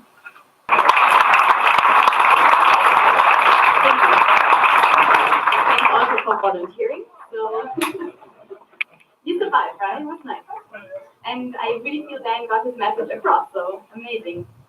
Okay, so then next one. We have Liliana or Lily also here on stage. And she's going to tell us today about stem cells and the future and the reality. So her background is in biochemistry and molecular biotechnology. And right now she's a PhD student at the German Center for Neurodegenerative Diseases, so similar to Sophie, I think. And she actually wanted to study killer whales, or also orcas. We all remember Free Willy, I think, when she was a kid. And she still hopes to see one in person one day. So crossing on my fingers that this works. Okay, and yeah, if you're curious who's going to summarize the talk, then I hand over to Lily. And the last volunteer for tonight is Katharina Meyer. So just for you to remember what the talk is about, what you love, and what you learn.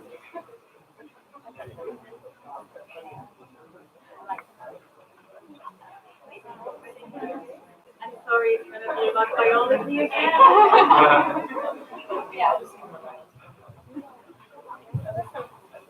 All right. So, stage is yours. Okay, guys. So organ transplant. This is quite a scary sentence. And if you don't know anyone that has needed one, you have probably seen the movie. Years of waiting lists, waiting for that organ that matches your own, and then after finally you get it, then there's still a chance that your body will reject it. It is estimated that in Europe, 6 new patients are added to the waiting list every hour. So organ transplant waiting list is a big problem. But I have a proposal, stem cells. Stem cells are very ordinary looking cells that do something very extraordinary. They are the only cells that are able to generate any cell type in your body. For example, right here we have some stem cells, come on guys, so, that will become neurons if they want to work with me. Yeah. So these are just stem cells that are just walking around, dividing, doing whatever they do whenever we scientists are not looking at them. And at some point they start forming these arms or processes that will connect with their partners and then form actually synaptic connections. And at the end we will have a neuronal network ready to be studied. So this is super cool. Stem cells, if you ever need some liver or some bone cells, we can just take some stem cells from you and give you whatever cell type you need. There's only one tiny problem. Stem cells are actually quite rare in the adult body. There's not that many of them. And usually they're in places that are very hard to get, such as your bone marrow. So, yeah. But in 2006, Mr. Yamanaka made the discovery that changed the entire game. He grabbed some skin cells, and by reprogramming that if the only thing that you need to do to become an organ donor is just to give some skin cells, wouldn't you just do it? Let's look at what would happen in a patient. So our patient has a sick heart. He needs something in his heart to make it work again. What we can do is just get some technologies such as CRISPR. I can fix the DNA damage and create a healthy cell. This stem cell then can give me healthy heart muscle cells that can be transplanted into the patient. On the other hand, if I have my patient's stem cells, I can create disease cells that look exactly like my patient. Out of these disease cells, I can study what is happening with this particular disease. What went wrong there? I can also grab and test any drugs in the market, experimental or not, and see which of the drugs available are the ones that work best for my patient, and then treat him and hopefully get his heart back on track. All of this sounds a bit like way too far off, but it might be closer than you think. These cells here are stem cells that were developed into heart muscle cells in my lab where I work. And you can almost, last week, a lab in the UK gave us an answer. So they created this mesh and they infused it with stem cells that they then developed them into heart muscle cells. This mesh can be infused with drugs, and that will then be released directly into the patient's heart and maybe even prevent the future degradation of his own cells. Has been developing at a super fast pace. And since the first human trial in 2014 for height loss, many trials in humans have been popping up all the time. We have one for children cataracts, we have another one for multiple sclerosis, age-related sight loss, Parkinson's, HIV, spinal cord injury. So, and many more are bound to come. This is a booming field. The only thing is that all of these clinical trials and some of the successes that we had with stem cell therapies have given hope to people that have felt hopeless for years, that never thought to have a possible cure for their diseases. Unfortunately, hopeless people and desperate people are very easy to take advantage of. And in the last few years, stem cell clinics have popped up all over the world, in the US, but also here in Germany, that claim that for a few thousand years, they can provide you with miracle cures that will heal all your problems. The only problem is that these stem cell therapies have never been proven to work, were never tested, and we don't even know if they are safe. And sometimes the results were tragic. So I want to remind you that the clinical trials that I just showed you are the very first clinical trials using stem cell therapy. This means that these clinical trials are usually with a small number of patients for a very specific disease, miracle cures. But stem cell technology is the potential to be amazing. It will definitely change the way that it is our job, of you as a member of society, of me as a scientist, and together with our government, to create new laws and legislations and actually define the ethical boundaries of what is needed for stem cell research. What is enough for protecting the patient, but also not limiting the advancement of stem cell therapy. So in the end, be aware of the scams of stem cell therapy, but also be hopeful and be excited about what the stem cell field research can provide you with in the future. Very enthusiastic talk. So let's hope it works one last time. Yes, perfect. So now it's your chance, one last time, to vote for our very last speaker, for Lily. So go and vote for her on the 4 categories and how much you overall like the talk. And while you're doing this, we're going to hear for the very last time tonight for the improv talk to summarize her. You can come up front if you want. Yeah, amazing. Remind me of your name, please. Kathleen. Okay, Kathleen. Oh, Kathy! Yay! We'll summarize Lily's talk and what it was about, what you personally learned, and what you really loved about it. Yeah, so I was afraid when I put my name in the box, and I hoped that I would be picked for the volcano talk because I'm a geographer, so I don't know anything about it. So I was very happy that I got your talk because it was very well understandable, so thanks for that. So it was about stem cells and how you could take skin cells and then make them or form them into stem cells and then use them for either curing the unhealthy cells of the patient or to test the drug, whether it's helpful or not. And then that we have to be careful of the spam we get about stem cell research, but that in the future we should be hopeful that we can actually do a lot with it. What I learned, basically everything was new to me, apart from that there are stem cells. And what I love is that you can actually, they can actually make stem cells out of skin cells and then use them for all of what you need the stem cells for. Yeah, thank you.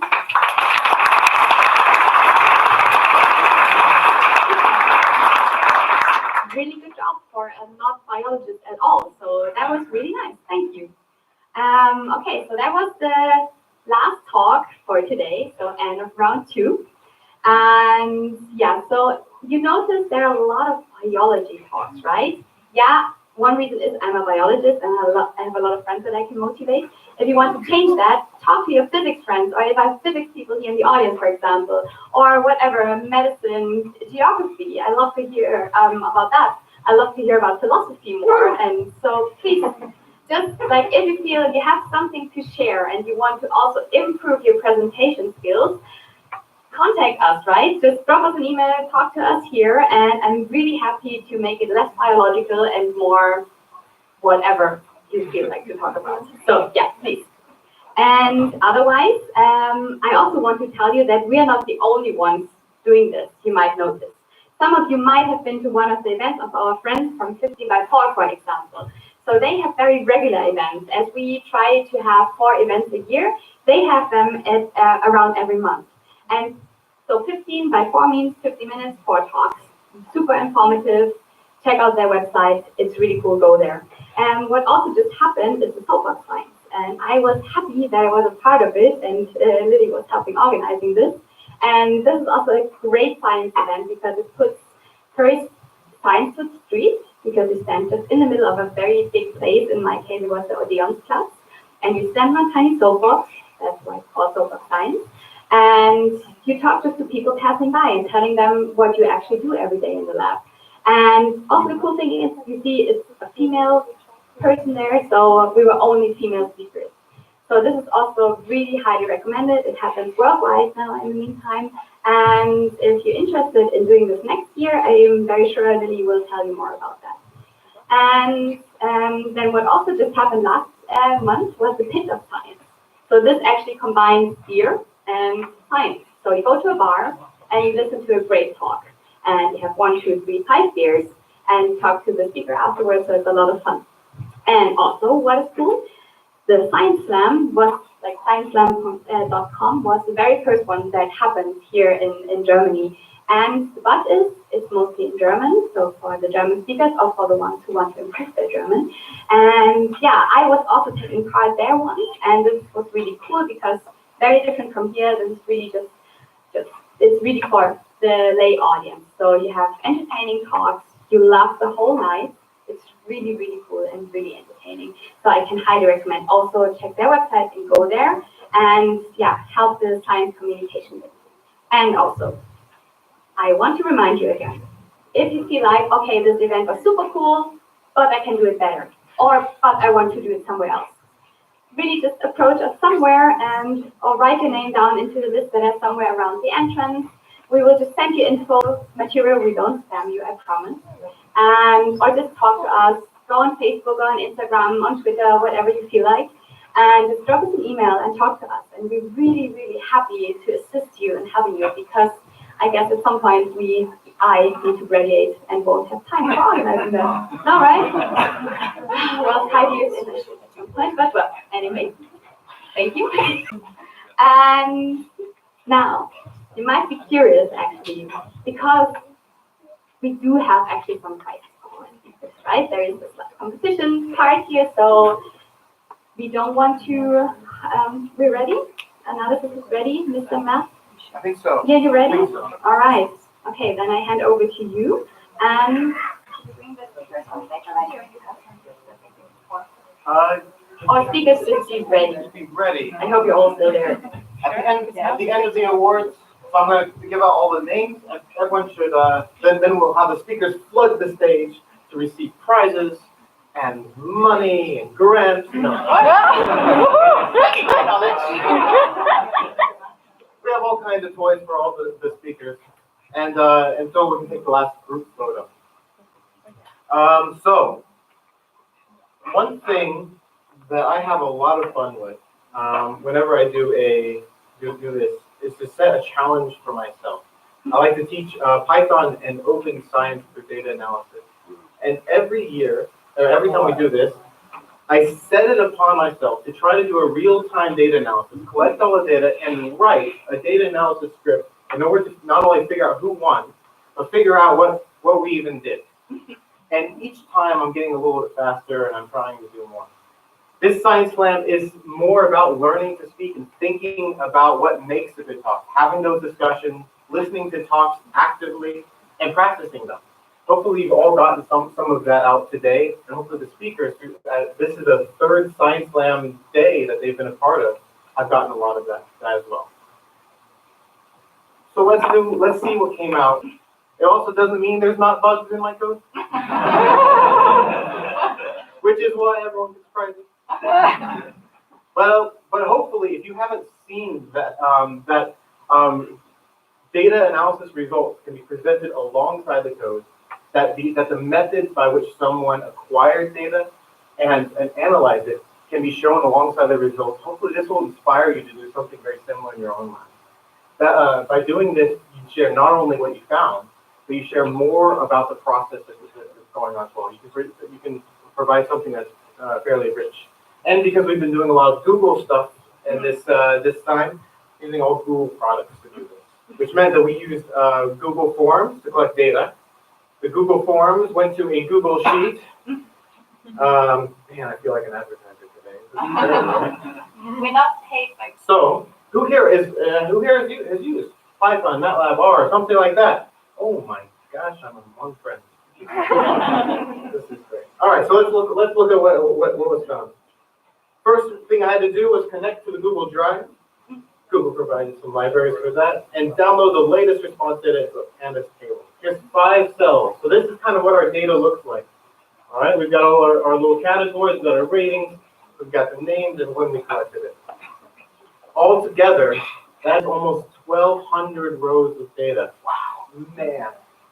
Got to publish a paper on this. Great. Our talks were rated from, was it 0 to 10, 1 to 10? 0 to 10. We could have given a talk of 0. It's like you didn't see. Yeah. But no one did that. You guys are awesome. Look at how much we love our talks. This is a histogram, which meant that more of us voted for higher rated talks, which meant overall our Science Lab had great talks. Way to go to the speakers. Woo! Yeah. In fact, we had a lot of perfect talks. I don't know. Yeah, better, right? We can improve. Next time we're going to 11. How much did each of our metrics vary? All right. So then we got to figure out, did we find the recipe for a perfect talk? Does entertainment level, informativity, inspirationalness, and persuasiveness, which should be a word, does that add up to what a real talk is? Or was it just some of those components that matter? We do have some variance here, which means that we've got enough spread to start figuring out if those things added up, or if only a few of those were important, or just one of those was important. What did you need to do in order for people to say you gave a great talk? Well, on the y-axis here we have our overall rating. On the x-axis here we have a score. Turns out you got to do roughly everything. Right? About everything. That's good to know, right? A lot of times when we go to a conference and we want to give a good talk, we want to be very sciencey, we try to pack as much information as we can in there. When something was persuasive, well put together, we also said it was a good talk. It's just everything. So good job, guys, for doing everything. It's kind of edged out among others. If you were actually teaching something and you had some content, that was good. It's nice, right? And if we put all of this together, do an R-squared analysis, it looks like we have a pretty good model. We could, from just those 4 things, we could predict roughly 85% of the variance for overall quality level. So this was pretty good. How do our perceptions change over time? This is a really ugly graph. But it looks like we basically thought things were about the same no matter what. You know, that's pretty good. Even after the break, I don't know, it was okay. The participation level changed over time. Did you guys get bored and stop signing in? No. Good job. Thank you for participating. It's been good. It looks like we're getting about a 90 person participation level. That's almost everyone in the room. I did investigate this. There was a misspelling somewhere. There was like a weird typo little thing. One of the rows was no one. There was just nothing, but there was like a semicolon and a comma. So that's bad data. Okay. Bad data. Yeah, I should delete it. Yeah. But if we were to do this Science Slam again, what metrics should we have used? Maybe we could do factor analysis and start splitting things apart. Maybe use a little principal component analysis. Someone was mentioning principal component analysis. Yeah. Well, if we were to break this apart into the three most important things, the three things that co-vary, so we can just call it one thing. Not very good at factor analysis. So it looks like the most important thing, this is our overall score, was everything. So I guess quality is a good thing in general. But we have two that are kind of interesting, I think. These two, so this is positive and this is negative, which means that on some level, our data varied in a way that said that the more information we had, the less inspirational.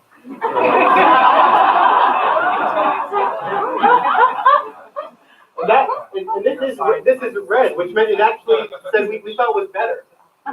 So We're scientists. We are scientists. yeah, that's amazing. And on the other side, this is also slightly red, but it means it barely predicted anything, so it's the least valuable of all of it. The more entertaining it was okay if it was also less persuasive. It was okay if people went, a little bit. And that's kind of nice, as long as they told a joke. So stick a joke or two in, it might help you out this much. All right. Anyway, so let's talk about the prizes. We're gonna give out. Yeah. Wait a second. I can show what we have. Right? Yeah. Of course. So amazing prizes. So we're dividing between awards, which is like this name things analysis, and prizes, which is stuff. Yeah. We have more stuff than names. We have very nice T-shirts from our nice Munich Science Slam branded T-shirts. We have Alex. And then we have a book, Expedition Zukunft Science Express, also German, part English. So it says how science and technology change our life. So we see how it does, hopefully. And then the favorite ones, cute little microbes. So if you're lucky, you can get syphilis or whatever. All right.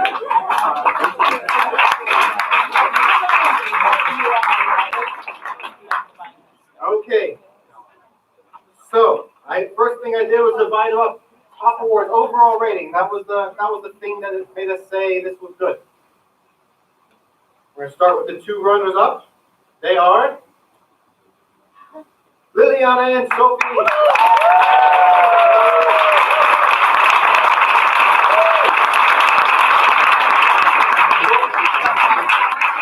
For the top rated overall award, we have Harry.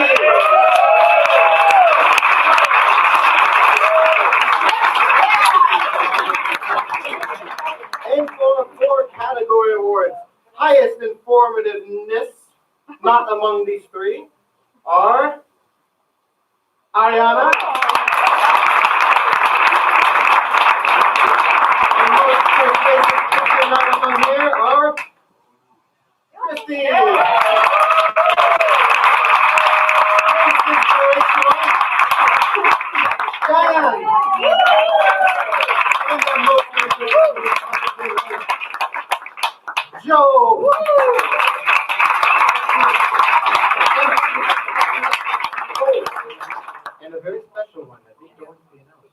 exactly, because this is very analog analysis that Lizzie did. So she actually stopped the time of the speakers because we wanted to aim them at 5 minutes.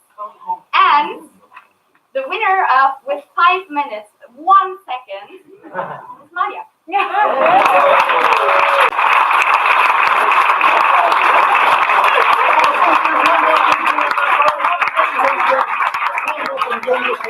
Thank you all for coming to the Science Time. We hope you'll be here next time, and we hope you put on one of your own. We need more like this. We need to remember that science is fun and learn how to be better scientists and be more inspirational to the world. Thank you very much. Thank you, guys.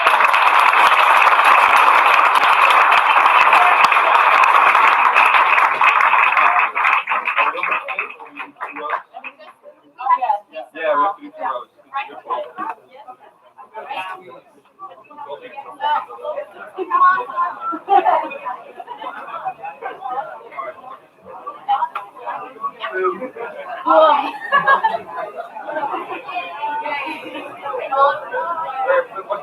I don't know.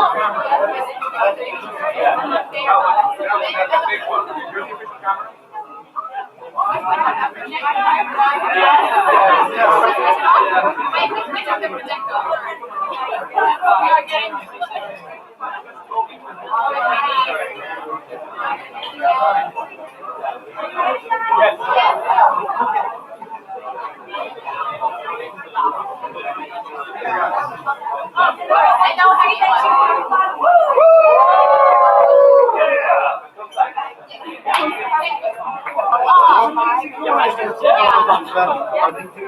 I think mostly bigger ones. I don't know. Sorry.